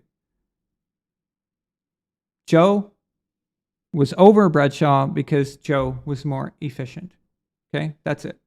Also, Terry Bradshaw suffered from the notoriety and the fame of the steel curtain. And that was hard to overcome. The steel curtain was even more famous and more respected than Bradshaw himself was. So that's hard to deal with. As where with the 49ers, it was Montana. And I'm not saying it shouldn't have been, but he got all the glory. So that also gives him the edge as well. But even when you just look at them side by side, clearly Montana is better than Bradshaw. Although Bradshaw is underrated, and in my opinion, and is dismissed very easily. I don't like that. I don't like how he's dismissed so easily, and that's strange. If we're going to talk about no rings, okay, we're just talking about no rings, then what about Jim Kelly? Okay, do you guys have any idea how hard it is to go to 4 straight Super Bowls? To be consistently good every single year? To get placed into the playoffs, into a position to where you can, be primed for a Super Bowl run? Make it all the way. Okay? That is insanely difficult. 4 straight, 4 in a row. Think about that. The road to the Super Bowl is harder than the game itself. It is tougher to make the Super Bowl than it is to win it. This is why I don't understand why people discount quarterbacks who have made the Super Bowl as well. It still counts for something. It does. All right? We've got legends. We've got Warren Moon and Dan Fouts, who are in the Hall of Fame, who never made the Super Bowl. Warren Moon never even played in a championship game. And he's in the Hall of Fame. So they do count. They do matter. Okay? Just to show you how important Super Bowls are. Now, again, Super Bowls were always important. They always were until Tom Brady. Okay? Until Tom Brady got 5. Until he got 5, Super Bowls mattered. They were the thing. But as time went on, after 2016, when it was obvious that Drew and Aaron might not get multiples, when it was obvious, Peyton had retired, so we knew he wasn't getting any more than 2, obviously. So they had to move the goalpost. Now, all of a sudden, rings aren't the factor. Because at the time, Tom had the rings, but he didn't own every record. That was Peyton, and it was Drew, and all that. And then Aaron had a lot of MVPs. I think he had 2 at that time. Yeah, he had 2. But he had a Super Bowl MVP. They were trying to change and move the goalposts, and that was the thinking. So Super Bowls were always the thing before. When has winning not been the thing? I just would like to know this.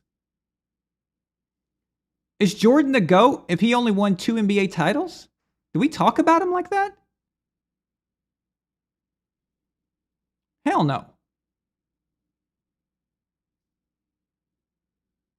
Michael Jordan would be, if he had 2 titles, he'd be considered the Patrick Mahomes of his era. He'd be treated like that. That's how he would be treated. It's that simple. The discussion changes. Just to show you how crazy this is, let's give Dan Marino 2 Super Bowl rings. What happens if you give him 2? And let's say that one of them was the 84 Super Bowl against Joe Montana. What now? What is the discussion now? Where does it look like? What are the top 10? How does that look? How about this? Kurt Warner wins all 3 of his Super Bowls. So Kurt won in 99. If he beats the Patriots in 2001, he would have been MVP. That's 2. If they had beat the Steelers, and if Larry Fitzgerald's go-ahead touchdown would have been the game ender, if that would have held, Kurt was going to win the MVP of that game.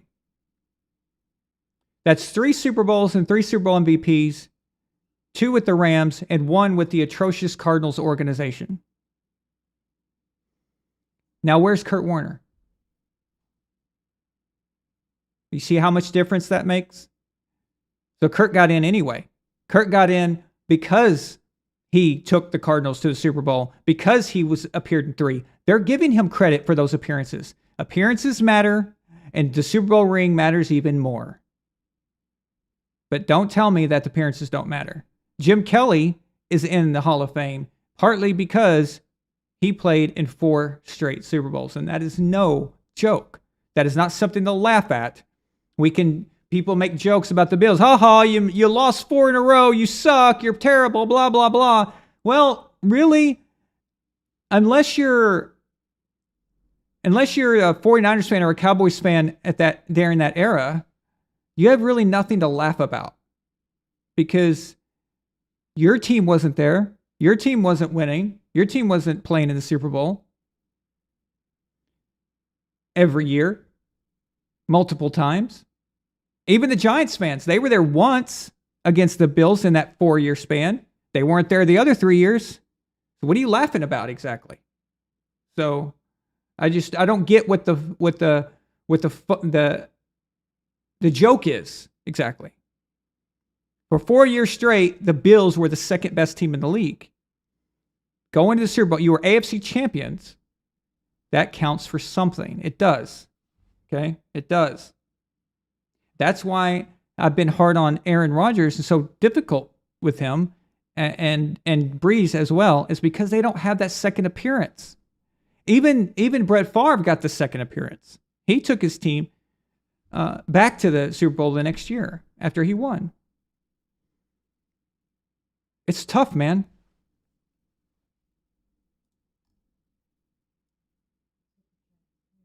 Yeah, I get him.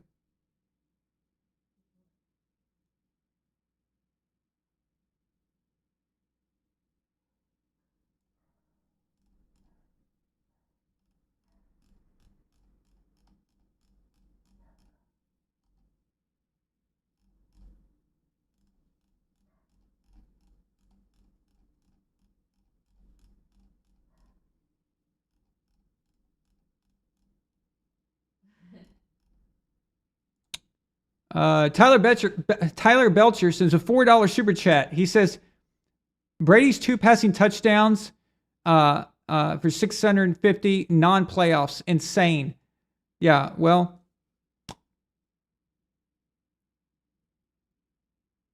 and frustrating as well. But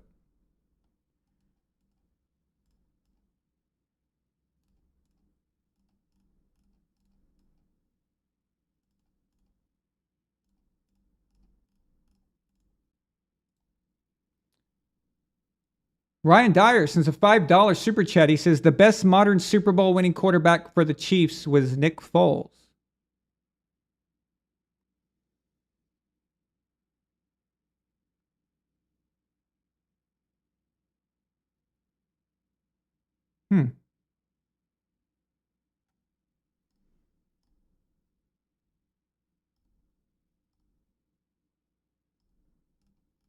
I think that one went over my head there, Ryan.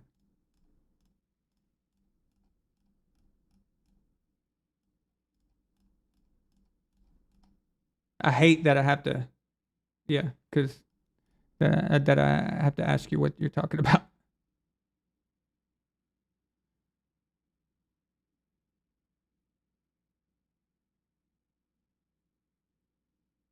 Ken asked me, what do I think about Dan Orlovsky trying to be the next Max Kellerman? Yeah, that's exactly what he's trying to do. Orlovsky, first of all, is obnoxious as hell. I can't stand him. I can't listen to them. And I barely watch anything on ESPN anymore. I don't even check them unless I see something that pops up on YouTube that catches my attention that I want to know. But Orlovsky is trying to do exactly what you're saying, Ken. He's trying to fill that void by Max Kellerman, the Brady hating thing. The problem for Orlovsky over Max doing that is that Orlovsky is a former player. So Max can get away with it because he was just a sports writer, whatever he was, and nobody takes it seriously. They're like, okay, whatever, he's just running his mouth off.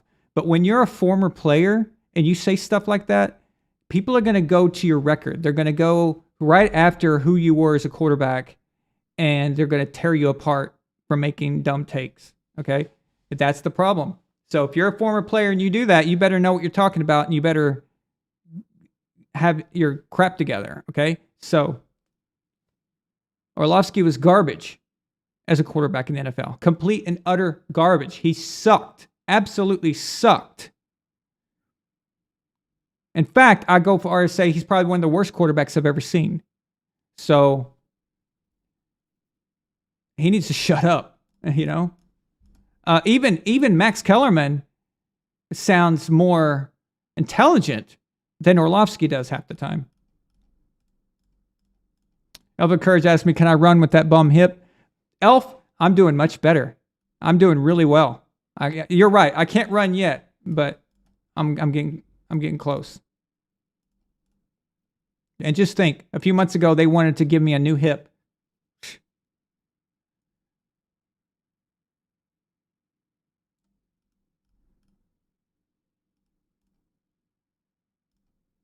Okay, I'm just catching up right now.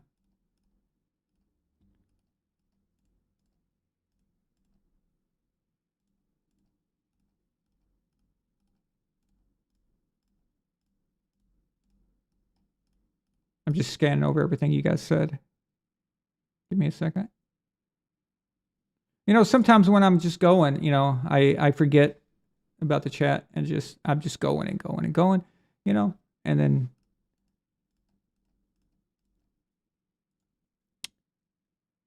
Tyler Belcher sends a $2 super chat. He says Brady needs 6 touchdowns for 750 total touchdowns, playoffs included. That's all. So he's going to get that. Well, maybe not. I mean, if they lose in the first round, I don't think he's going to throw 6 against Atlanta probably. So hopefully he'll get it this year. That means that they're winning playoff games.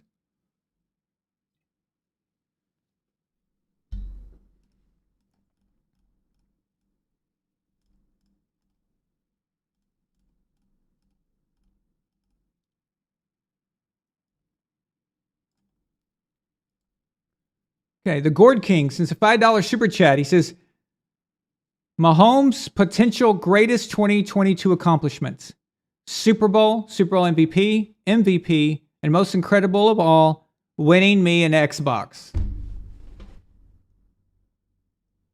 Hashtag Hall of Fame.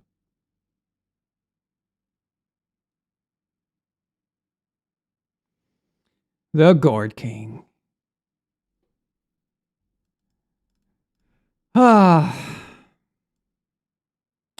Okay, well, good luck with the winning you an Xbox tomorrow. But those other things happen, and oh my God. It's just, I'm not going to be able to watch YouTube for a year.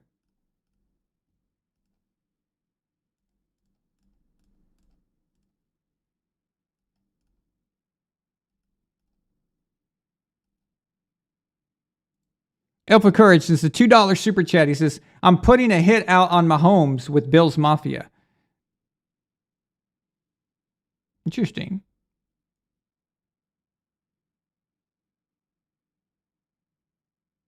Anti-Base Metal says, it hurt them because Manning, the NFL darling, wasn't winning Super Bowls, and then it was Aaron Rodgers, then it was Patrick Mahomes, and Tom keeps beating them. And yeah, it pisses them off.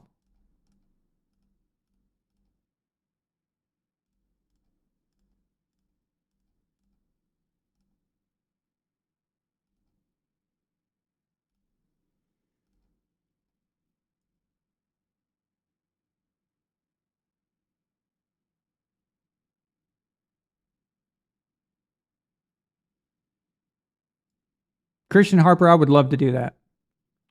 Shannon would hate my guts. He would hate me because I'd call him out on all of his bullshit.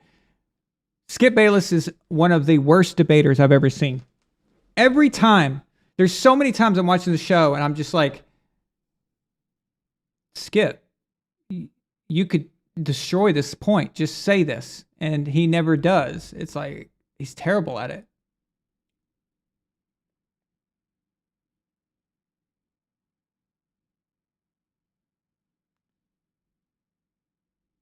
Oh, guys, I always do the super chat. So if they go by, and I always go back. I'll never just not do them. That won't happen. It just means that I'm in the zone of what I'm talking about, but I always get to them though.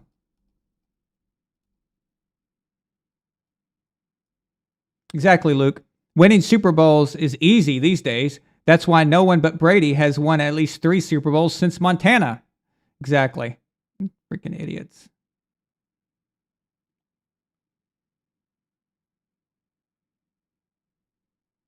Bob Gines, Sr. Yeah, so Willie McGinnis, Richard Seymour, Ty Law, okay, Rodney Harrison, Vrabel, Teddy Bruschi. Okay, so first of all, you're naming several of those guys are role players, are good role players. They're not Hall of Famers. They're not anything. You could list more Hall of Famers from a lot of other dynasties than you could that one. Because we know them, and because Teddy Bruschi is a name for us, and because Vrabel is a name for us, it's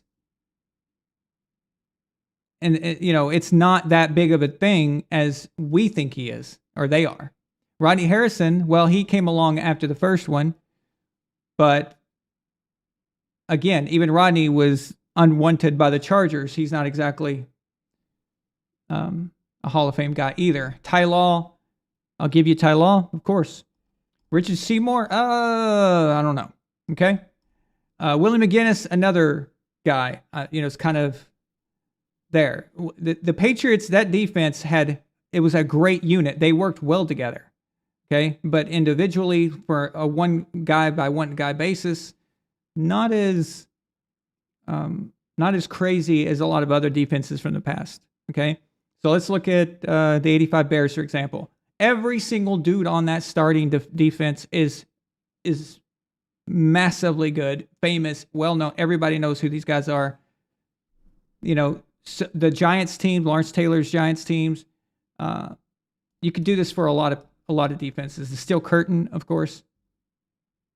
So what I think is amazing about the Patriots defense is that they didn't have all these Hall of Famers, but they still played as a unit. And as we know in football, playing as a team can actually be better than a bunch of great individuals. You know, give me some guys who will play well together than just a roster of all-stars who don't communicate, who don't understand each other and don't understand their jobs. So, Ken, yeah, 04 Patriots, that's the best one, in my opinion, the best overall team of the early dynasty. Absolutely, I agree with you 100%.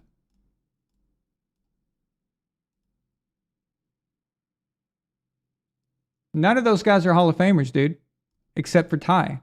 Everybody you named.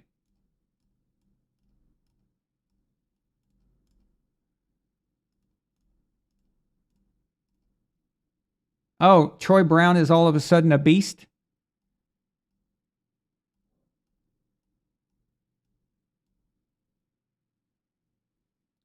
Newsflash! Troy Brown is a beast. I didn't know that. That's new.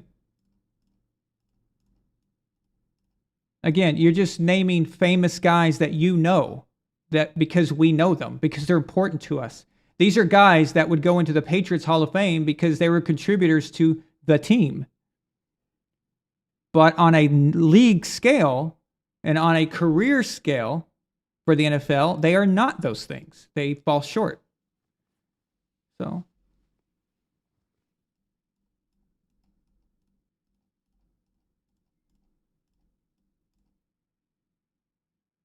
Well, Vince Wilfork, he was a rookie in 04. So I don't know how that would pertain to that early dynasty, which is what I'm talking about.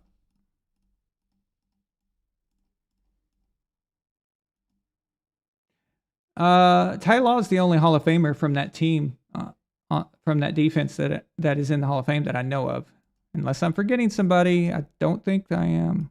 But now, if any of them ever do get in, that's a different story. But as of right now, Ty Law, I think, is the only one. So, did Richard make it?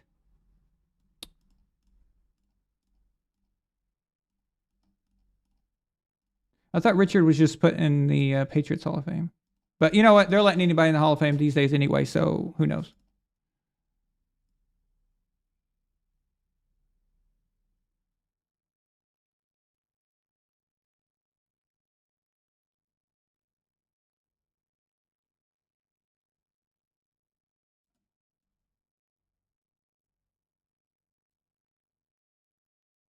Roger Craig was awesome. Very underrated, I think.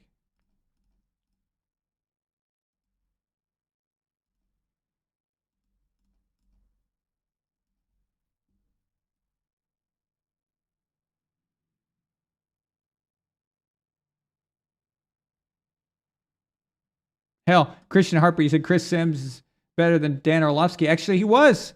Chris Sims had a better NFL career, in my opinion, than Dan Orlovsky. That's true.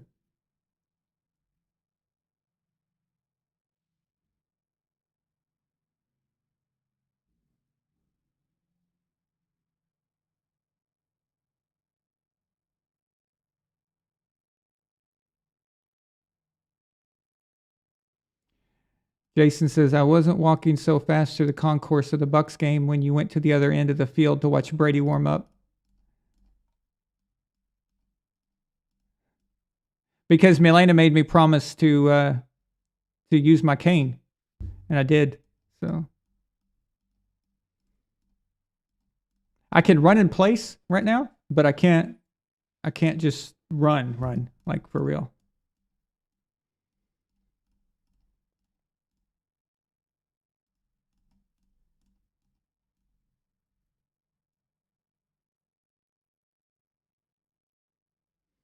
Yeah, if you want to put Vince Wilfork in the Hall of Fame, you put him in for the butt fumble. Okay, he gave us the greatest comedic, idiotic play of all time, at least until Jacoby Myers decided to throw the ball to Chandler Jones. Maybe he thought that Chandler Jones was still on the Patriots or something. I don't know. So now, Luke, exactly. So Patriots fans can be a bit ridiculous and overzealous, and they've been trying to put Edelman in the Hall of Fame. Okay, so I love Edelman. He's awesome. One of the most clutch players I've ever seen, but they're not going to put him in, for the Patriots, he's amazing as if you're a Patriots fan, you love Edelman. Edelman is awesome, but doesn't mean that they are this guy. Okay. So again, the Patriots were not about individual players as much as they were about a unit that works well together. That's never even heard of Mike Vrabel. He was on the Steelers. Never even really cared or knew existed until he was a Patriot. And then all of a sudden I'm like, oh, okay. That's because let's not act like they signed Lawrence Taylor all of a sudden. Okay. It's just that's not the case. And even Rodney Harrison, when they got him from the Chargers, that was a question mark. Like, okay. All I knew about Rodney Harrison was that he was a dick, So I remember him starting fights all the time and had dirty hits on players and stuff when he was with San Diego. But I didn't feel like, he was the greatest DB to come across,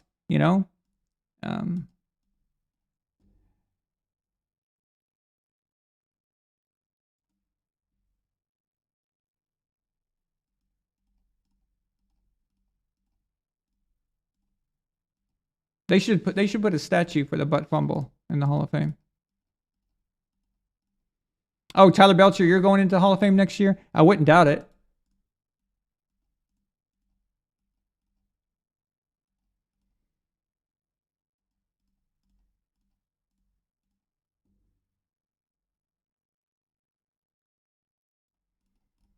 Dynasties are going to have good players, and you're going to be able to name a lot of players off the dynasty. But people confuse knowing these names and knowing these players with them being credible Hall of Famers that make their case or whatever case they're trying to make, right? And they confuse that. Let me screenshot this one here. We have a member chat. Did I cover all the super chats, Milena?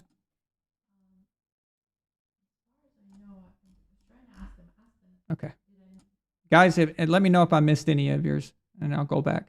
Dave Wilhauer sends a members chat. He says, just think, ESPN let go of Dilfer and hired Orlovsky. Yeah, I know, right? They let go of a Super Bowl champion and a guy who had obviously better career, and hired that idiot for cost reasons. So they probably got Orlovsky for about $30,000 a year, and they were probably paying Dilfer over $100,000. So they don't care about quality; they just care about the bottom line, and they don't care about delivering to us any good information and good analysis. Although it's not like Dilfer was the greatest either, but he was certainly better than Orlovsky.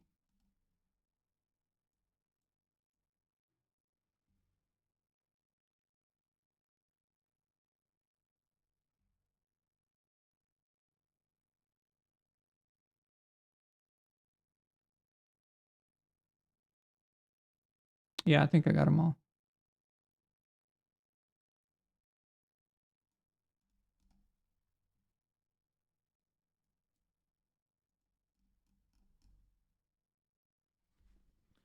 Yeah, I guess that was a while back when that one gentleman was talking about the Patriots, because I don't think he's here anymore. Again, that's going to happen sometimes. I'm going to be on a roll and I'm going to miss some things, but I always go back.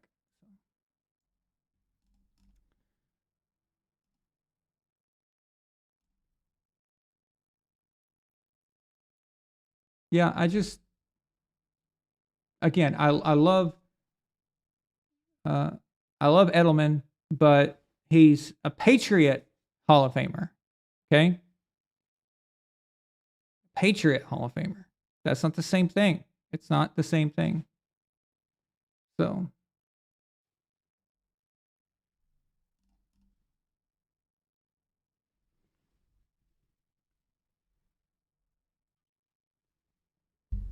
Majoli Coca-Cola Moya? Bednaga? Blagadaria no go.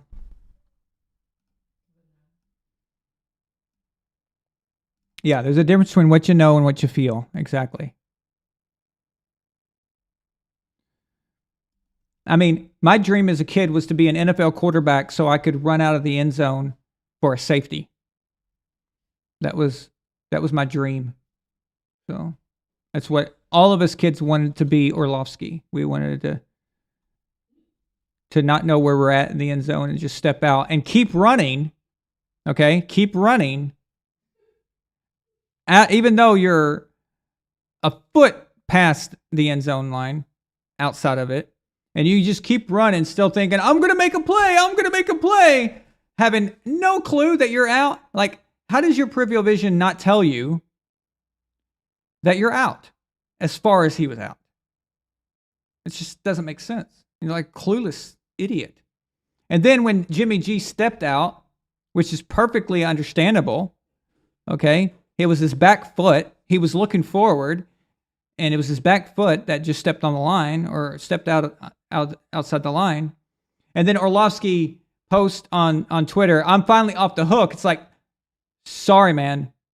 You're not off the hook. Jimmy's out of bounds step was way different. Way different. Area. Boom. Got to open up a new soda, guys, because we are cranking tonight. Look at this. Look at that. Boom. Ready for the greatest sound that's ever existed? Wait for it.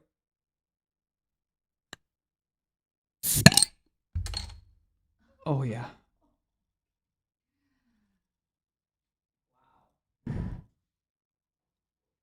Was that good for you? Do you want it? You know you want it. Here it comes, baby. All right.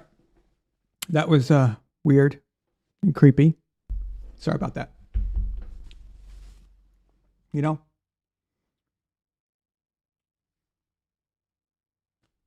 It happens.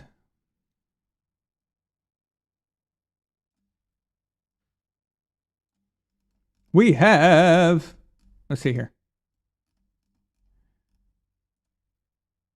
Tyler Belcher sends a $2 super chat. Says, who's going to be playing in the Super Bowl? Oh.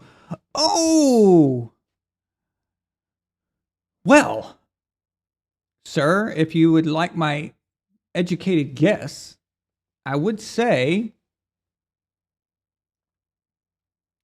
the Buffalo Bills are going to be in their 5th Super Bowl versus the San Francisco 49ers. That's my educated guess at the moment. But as we know, this is the NFL, and guesses and predictions mean nothing. You know, it's what I love about our sport, man. It's what's so great about football is that you just don't know. Okay? You just don't know, right? But I don't know a team that wants to see the 49ers at all. Okay. They just seem to not have any weaknesses. Oh, but Aaron, they don't have a quarterback. When did they have a quarterback? When did they ever have a quarterback? In the last 10 years. They still beat people. They're like the Ravens, okay? You know, the Ravens never really have a quarterback, but they're always good. It's like, it doesn't matter. It doesn't matter what time it is, or what era you want to put them in. You know, put them in the early 2000s, the headhunting era, put them in the mid 2010s era, put them now. It doesn't matter, okay? The Ravens always find a way to be competitive and to be something, okay? The 49ers of the last several years remind me of that team, of the Ravens style of if it doesn't matter who's behind center for them. They play old school, okay? 49ers, they remind me a lot of Parcells Giants teams, very similar in that respect. Don't necessarily need a lot of great quarterback play. You just need efficiency. You just need a quarterback to do their job. Okay, just do what they're supposed to do, and that's it. And I don't know of any NFC team right now that can withstand what they have and what they have to offer. So definitely, I feel better about my 49ers pick than I do about the Bills. So the only reason I'm picking against the Chiefs is because I've seen a lot of mistakes, a lot of boneheaded mistakes. And those seem to expand in the playoffs when pressure's on, and they seem to get worse and worse. I just don't think it's the Chiefs' year this year. I just don't like it. I had a better feeling about the Chiefs last year than I do this year. So, and honestly, it has nothing to do with Tyreek Hill not being there. This is all based on how I see decision making by Patrick, even though he's going to be MVP. Again, regular season is different. I just don't like it for them. And Buffalo, I already like them already this year as a contender for the Super Bowl. But with what recently happened with Hamlin, I think that they're going to find a new level of urgency, and they're just going to play like psychos. So there's my guess.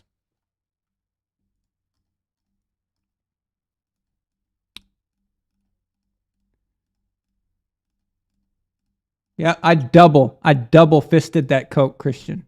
That was awesome, wasn't it? Hey, we have a Niners fan in the house.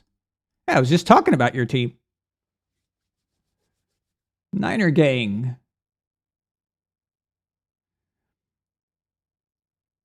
That would be a good Super Bowl, though, right? Buffalo versus San Francisco. That's a great matchup right there. That would be nice. That would be very interesting to watch.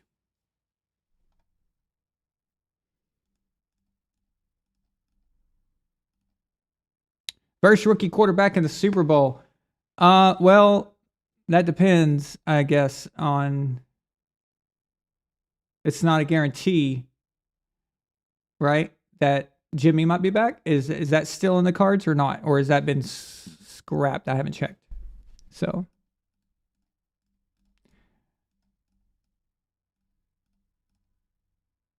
Now, do I have to, if I picked who I want, obviously I want to see Tom Brady in the Super Bowl. Okay, I do. I mean, he's my favorite quarterback, right?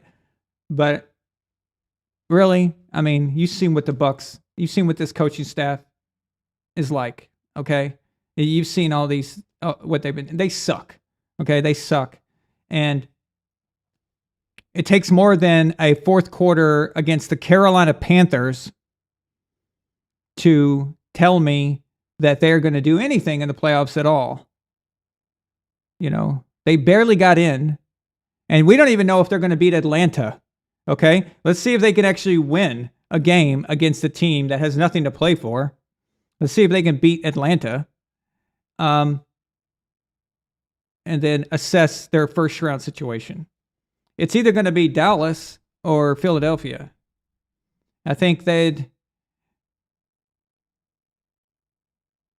don't know. I don't know who they'd do better against right now. Let's see this weekend how these teams look. I think that would, because it's always about how you are going in. Now, if the Bucs play well against Atlanta, they look good and they look like they're supposed to look, okay, then that might change some things. Let's say that Dallas and Philadelphia just look like garbage. That really could make a difference. So, but we saw what the 49ers did to the Bucs. So even if Tampa Bay got that far, I mean, who's to say that's not going to happen again, right? I mean, so.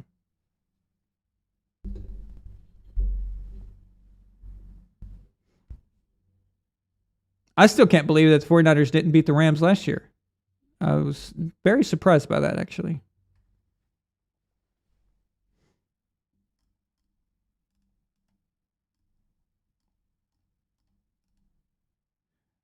Okay, Niner Gang says that they said that Jimmy could be back for a late run in the playoffs if they go really deep. But I guess that would also depend on if Brock is playing well. Maybe you don't want to change it. Maybe you don't want to rock the boat. You know, I mean,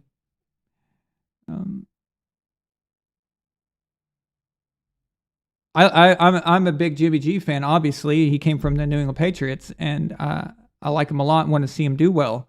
But let's face it, if Tom Brady was the quarterback in that Super Bowl against the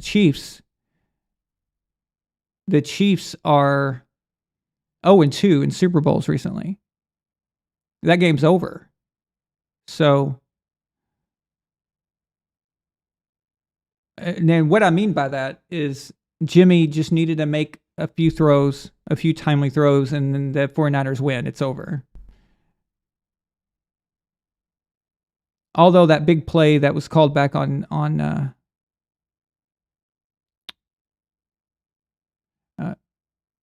at the end of the second quarter, I believe, just towards halftime, that was a bullshit call. But anyway, yeah.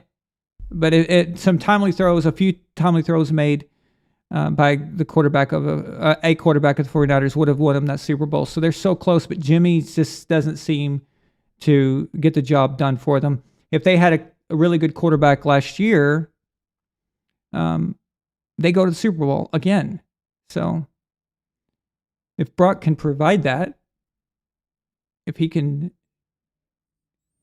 make those throws or get those first downs and convert like they needed so badly when Jimmy was quarterback, I'd say keep Brock, right?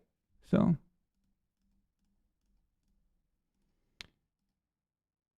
Tyler Belcher wants Tampa Bay versus Cincinnati. Well, wanting something and thinking what's going to happen is different. So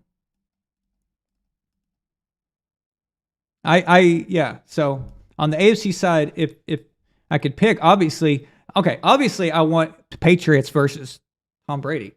Okay, that's what I want to see. But yeah.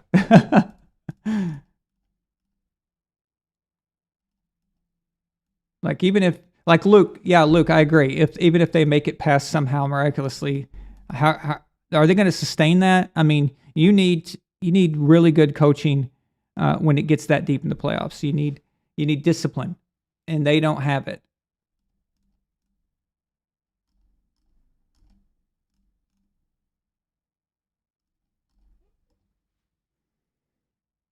Mastermind, what's up? Doing good. How are you doing, man?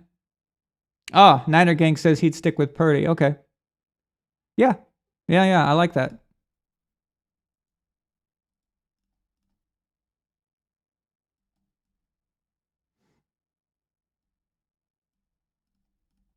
Jeremy Starts. I completely agree.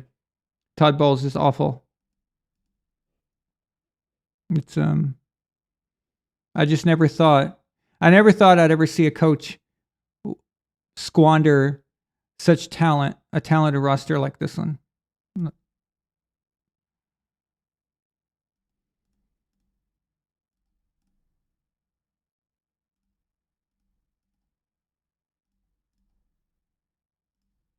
Mastermind is going with Bengals versus 49ers. Oh, a rematch. Boom, boom, boom. The third time's the charm.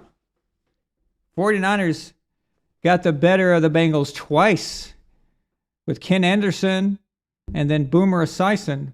Can they do it a third time if that's the matchup? That'd be interesting.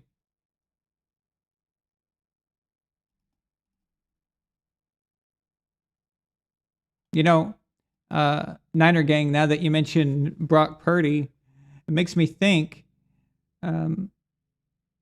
let's say Brock comes in, he's in there and he takes over, like you said, with the Bledsoe thing, and he wins the Super Bowl this year. That's starting to make me, it's starting to give me Tom Brady storyline there, and that'd be a cool start for a young guy like that. 7th rounder. He's Mr. Irrelevant. He's the last pick in the draft. To do something like that would be really cool. So, and how perfect would it be that he's a 49er, Tom's childhood team. So.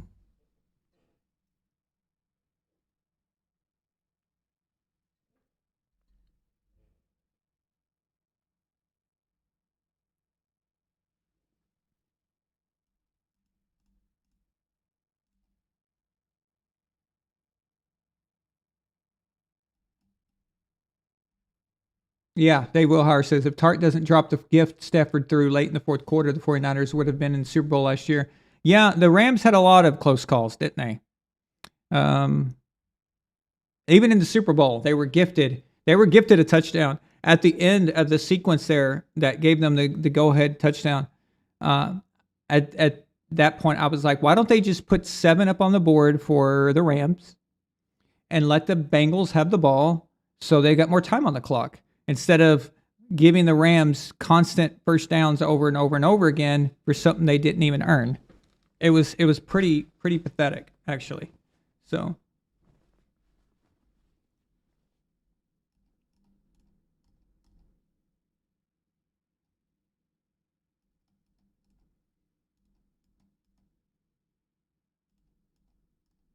Yeah, the pass to Kittle, that would have put him in field goal range. I think that was right before the half is what I was trying to remember.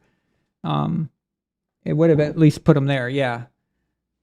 Although in the end it wouldn't have made the difference, but at least would have helped. So thank you, Elf. Thank you, Tyler. Appreciate you guys. Matt Patricia versus Byron Leftwich. Oh my God. The 2 worst offensive coordinators in the league in the Super Bowl together. That'd be hilarious.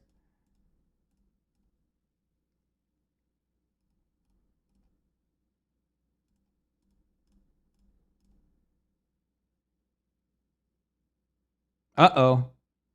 Luke's right. Pay attention, guys. Brock Purdy even has the same number of syllables as Tom Brady.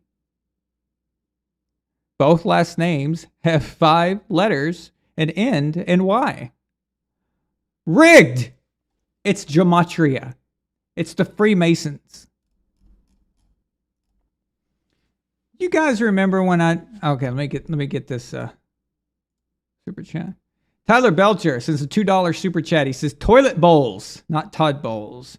Yeah, that's about the only bowls that he probably has. He's probably got, the guy just sucks. I'm not gonna go too far with that, but he sucks. He's terrible. And the only way he can redeem himself is that they play well in the playoffs. And that's it. And they go on a run. So they've got the roster to go on a run. There's no excuse. There's no excuse there. So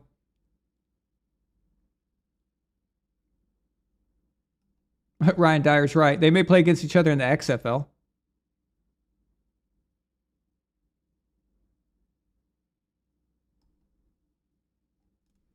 But I tell you, you guys remember the debate that I had with Pat Truthner, the conspiracy theorist guy?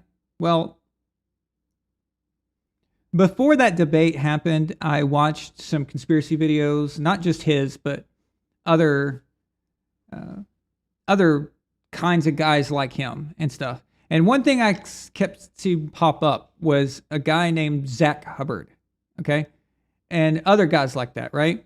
And the same theme over and over again was they think the Freemasons are behind it. The Freemasons, okay? Interesting.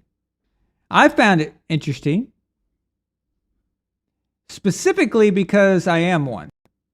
So that was news to me. I didn't get the memo. No one told me in any meetings that we were rigging football games. And I'm really pissed because everyone knows how much I love football. And no one let me in on it. No one. So when I did that debate, I wore my Freemason cufflinks the entire time. I don't think he noticed. I don't think they noticed. But could you imagine if they found out? Like how crazy they'd go? Oh my God, see. Because some of his people were saying that I was working for the government. I was working for the deep state to make sure that everybody doesn't think that the NFL is rigged. I'm not joking, by the way. I'm not making this up. This is not, I'm not kidding. Okay? They believe this stuff. So somebody should go to his channel with a different username. Not one from here. Not one you use, but a different one, like an anonymous one. And pretend like you're one of them. And say, oh my God, that guy you debated, see, he was wearing Freemason cufflinks. Oh my God. He really is one of them. And let's just watch their heads explode. I think that would be funny, actually. So.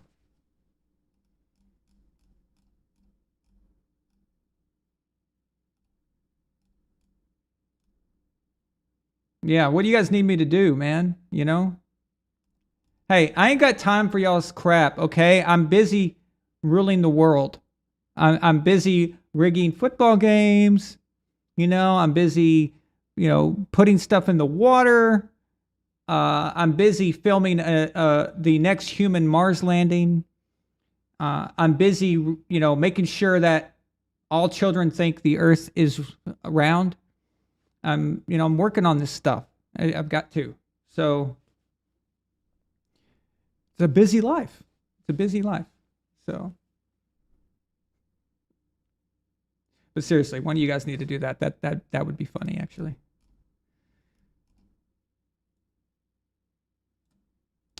It's so disgusting. Okay. Just recently, that guy debated his channel, and I was told this by Johnny Muggins, a guy who is on our Facebook group. He pointed out to me, I didn't even know about it, but Pat did a video about the Hamlin injury, talking about how that was fake. No joke. Okay? Seriously. It's ridiculous. Now, don't get me wrong, okay? There are a lot of conspiracy theories that I believe in that are true, that I think are true. And there are a lot of things that were conspiracy theories that have been proven true. But then there are the really stupid ones.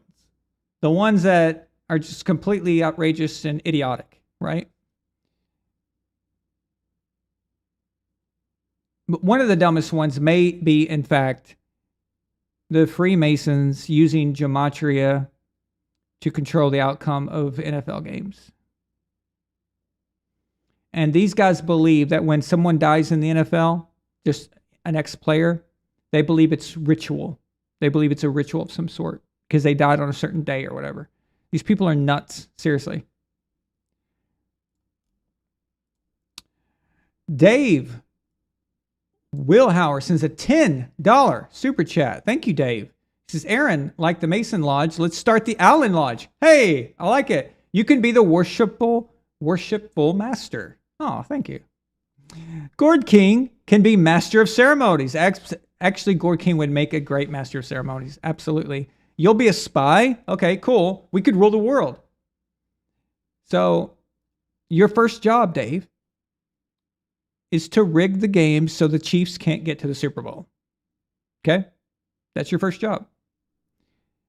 And after you pull that off, I'll have a new assignment for you. Okay? So, that's awesome.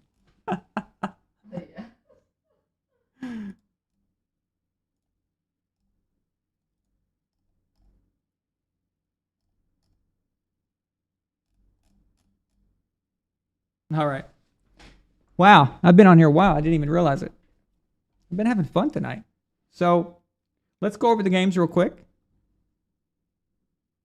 You guys are still watching, so I'm still going. If you want to stop me, you're going to have to stop. All right. So, I'm in a good mood tonight. I'm in a good mood. When I'm in a good mood, I get kind of goofy. So,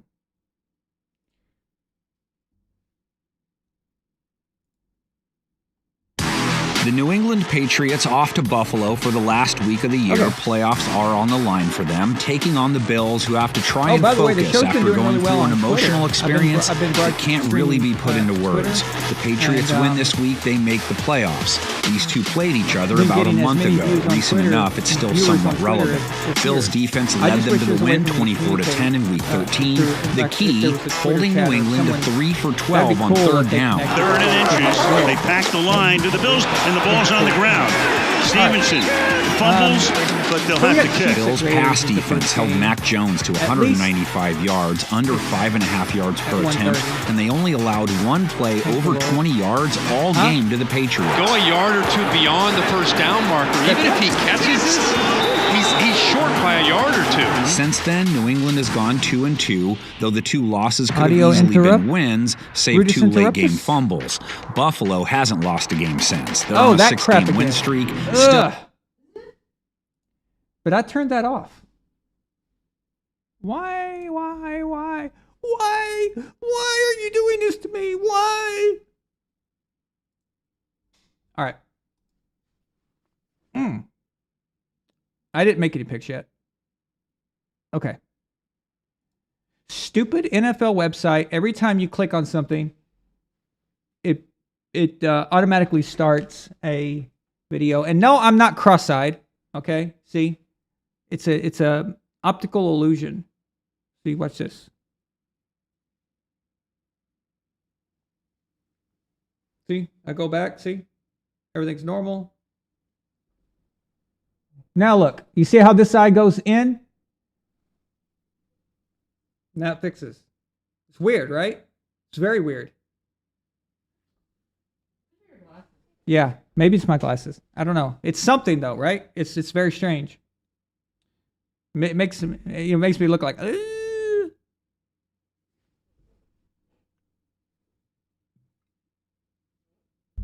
Oh, the Freemasons are trying to shut me up. All right.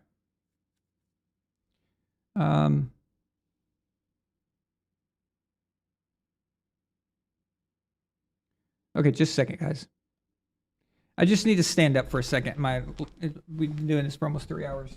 I mean, circulation back in my legs. So, okay. I can do some squats. All right.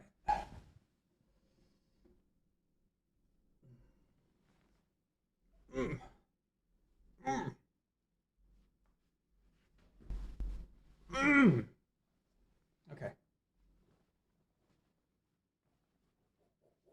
All right. So, the Queefs at the Raiders. Thank you that it's 1:30 because I don't think I could get up at 10 tomorrow. I just don't believe I could pull that off, honestly. Okay? By the way, are we playing a board game tonight? We are. That's still on? Yeah. Is Roman still coming? Okay, so it looks like we're having a board game night tonight. Funnily enough, someone is bringing over a game called Conspiracy Theory. Ooh. Ooh. The Freemasons. Yeah, this would be perfect.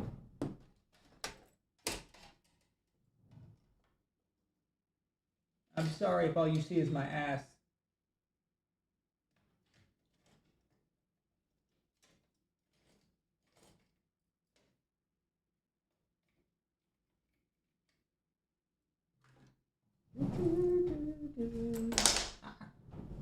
Nope, wrong way.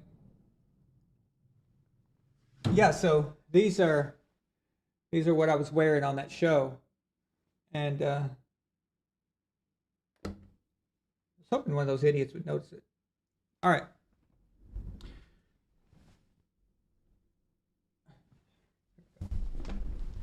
Hi, Milena. All right.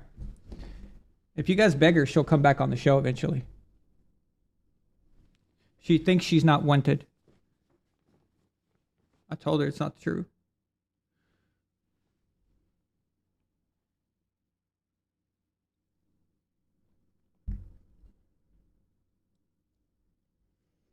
Oh yeah, that's funny. If I was cross-eyed, it'd be Derp Allen Sports. That's actually funny. Okay, so again, let's try this again. Chiefs at Raiders. The Raiders have nothing to really play for other than pride and maybe Josh McDaniels' job. Okay, it depends on what's going on there. So I don't know. The Chiefs are not going to lose this. Probably it doesn't really matter what happens. I'm going Kansas City. For the evening game, Titans at Jaguars. This is big. This is a pivotal game there, and I like what I see from Jacksonville. I can't pick the Titans for anything. Okay, they can't be trusted. They can't. I think their window's closed. It's gone. It's shut. Okay. The only way it's reopened is they're going to need. It looks like now they're going to need a big change at quarterback. I just don't think but they have some other problems as well. But still, that's still going to be the biggest problem, and that's been the problem for them all this time. So Ryan Tannehill sucks. Okay. Buccaneers at Falcons. I expect Tampa Bay to go ahead and take this game. I know they struggled with the Falcons last time, but it's a different scenario. I did see some good things for against Carolina at the end of the second half. They started to look like they're supposed to. Maybe it's so close to the playoffs that the coaching, maybe they start trying to go back to what works and stop their nonsense. Okay. So I'm hoping that's what's going to happen. I think they can beat the Falcons. Okay. No matter what, I think they can win this game. So I'd go Falcons. Patriots at Bills.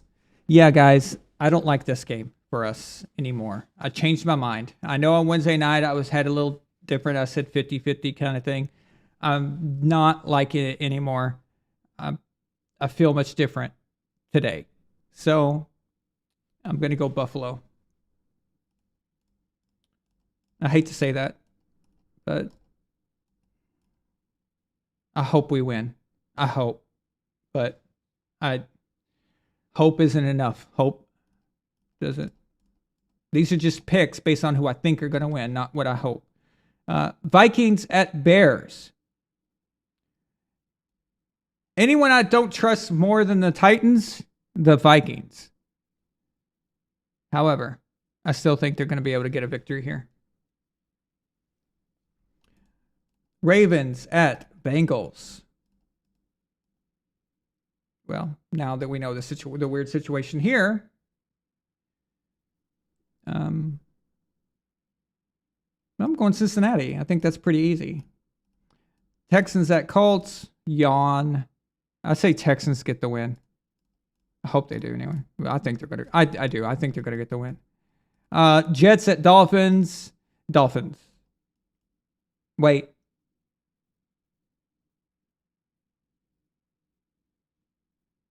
Dolphins. Panthers at Saints. I'm going Saints here. Browns at Steelers. Okay, this is an important game for the Steelers because if they lose, Mike Tomlin will have his first losing season. That's a big run without having a losing season. So his streak is on the line here against the Cleveland Browns. And I think that Pittsburgh is going to lose. So I think Cleveland is going to win here. And the Steelers are going to have Mike Tomlin's first losing season in his career. Giants at Eagles. I think the Giants are going to win this one. Just kidding. Ha! No. Philadelphia. Philadelphia's got this. The Giants have nothing to play for.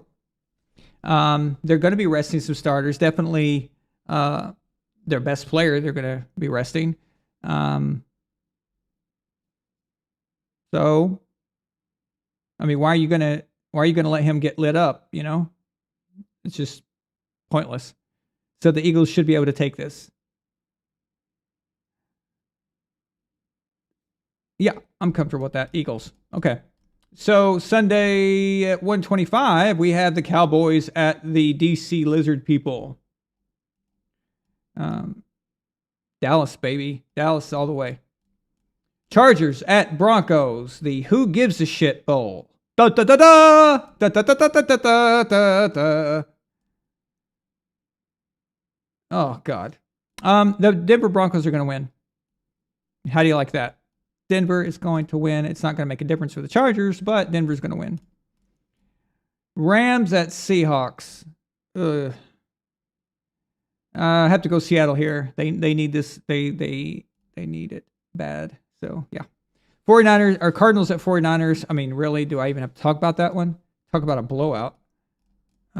Cardinals suck. All right. And the Sunday night game, there is no Monday night game. Sunday night game, the last game of the regular season is the Detroit Lions versus the Green Bay Packers. All the Packers have to do is win this game. That's it. Just win. Just beat the Lions and you are in the playoffs. How awesome is that? How perfect is that? You're at home. Okay? If Aaron Rodgers is everything we think he is, and everybody he is everything he says he is, he has to be able to get his team into the playoffs. All you got to do is win a game. Win one. Just win this one. And it's not against a crazy good team. It's against a winnable team. It's a Detroit Lions team. I mean, they've been playing well. The offense is good. But you can exploit them. Okay? If you're Aaron Rodgers, you should be able to. Yeah.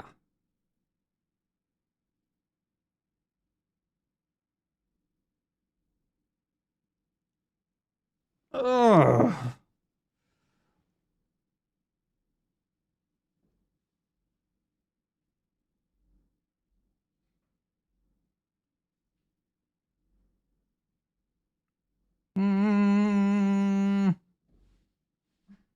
Milena, help me.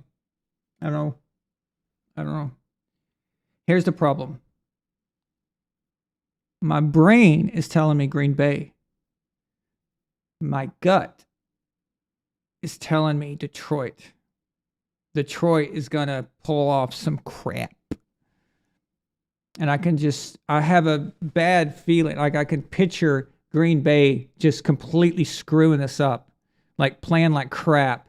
Like missing throws or people dropping passes, the defense allowing the Detroit Lions just to have their way. I can see it, and it's just, I got this bad feeling, you know?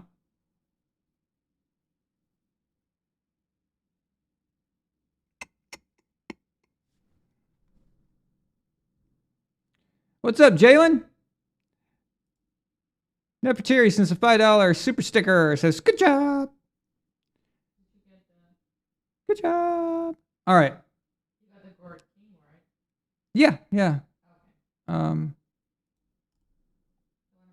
Oh, wait. I posted it, but I never actually said it out loud. The Gourd King sends a $2 super chat. He says, America loves Nefertiti. Good job. Good job. You need one of those too. Good job. I did the good job one last year. Good job. Good job. Thank you. Thank you, Daniel. Appreciate that, my friend. Okay.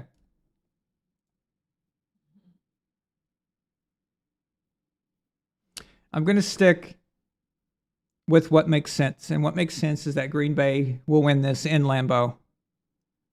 In the cold. If they don't know how to win that one, then they just suck. Okay? It's not against anything against Detroit because I'm having a problem because I'm picturing also Detroit doing well. But I have to go with somebody. I'm going to say that Green Bay finds a way to make it happen. And Green Bay is in the playoffs. Wow. There you go. And both of the old men are back in the NFC playoffs. Tom Brady and Aaron Rodgers. How do you like that? How do you like that?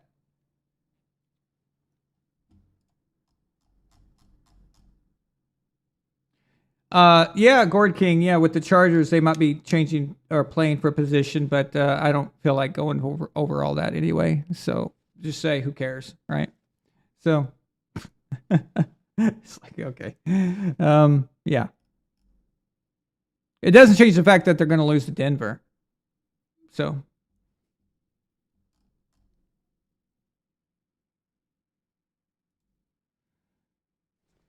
Let me make sure I didn't miss anything.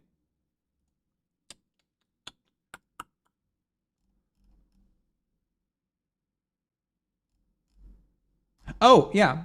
Guys, go on Rumble and subscribe to the channel on Rumble. I want to get that going. But if I don't see you guys there, I really can't do anything. So just go to Rumble, type in VonAllen Sports and go to the channel, subscribe to it. Okay. Get your butt over there.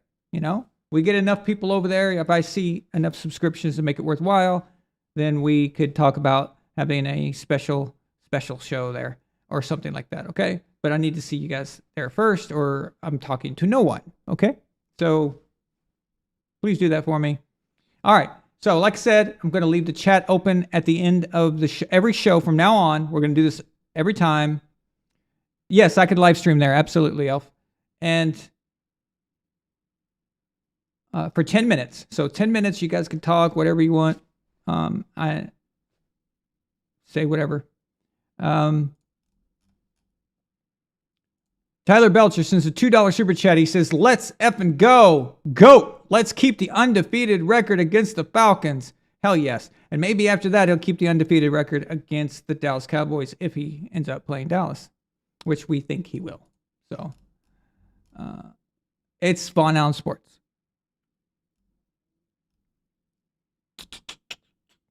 VonAllen Sports at Rumble. All right. Okay, guys. So, like I said, I'll be in the chat for 10 minutes, and then the stream will officially end. So, thank you guys so much. Have a good football weekend. Also, during this weekend, because so many of these games are very important, I'll be chiming in on Twitter quite a bit. So, if you want to follow me there too, and as always, I'll be uploading videos. I've been working a lot lately. I don't know if you guys noticed, but I've been trying to upload a lot more stuff. So get things going. I'm hoping this year, 2023, will be a really good year for all of us here. So,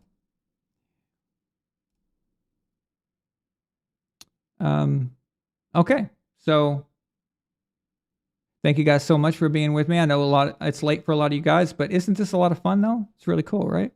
So thank you guys so much. Have a good night.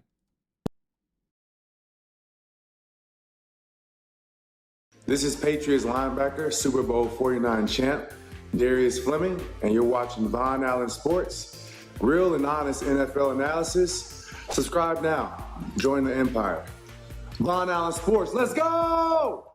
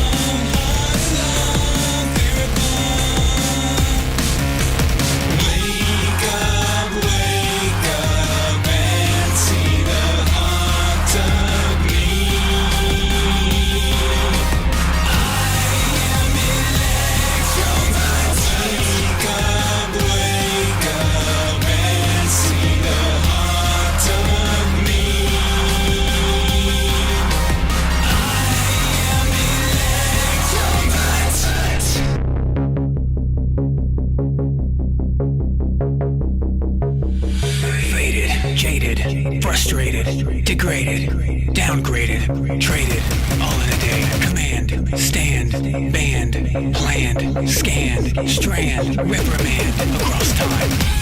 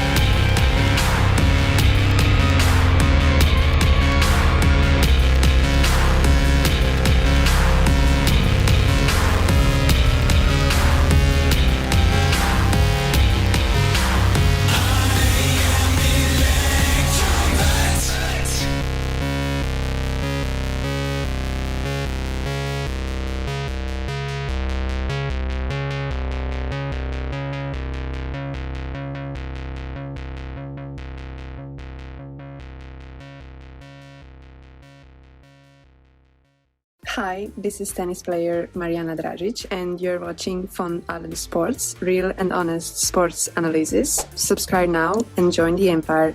VonAllen Sports, let's go!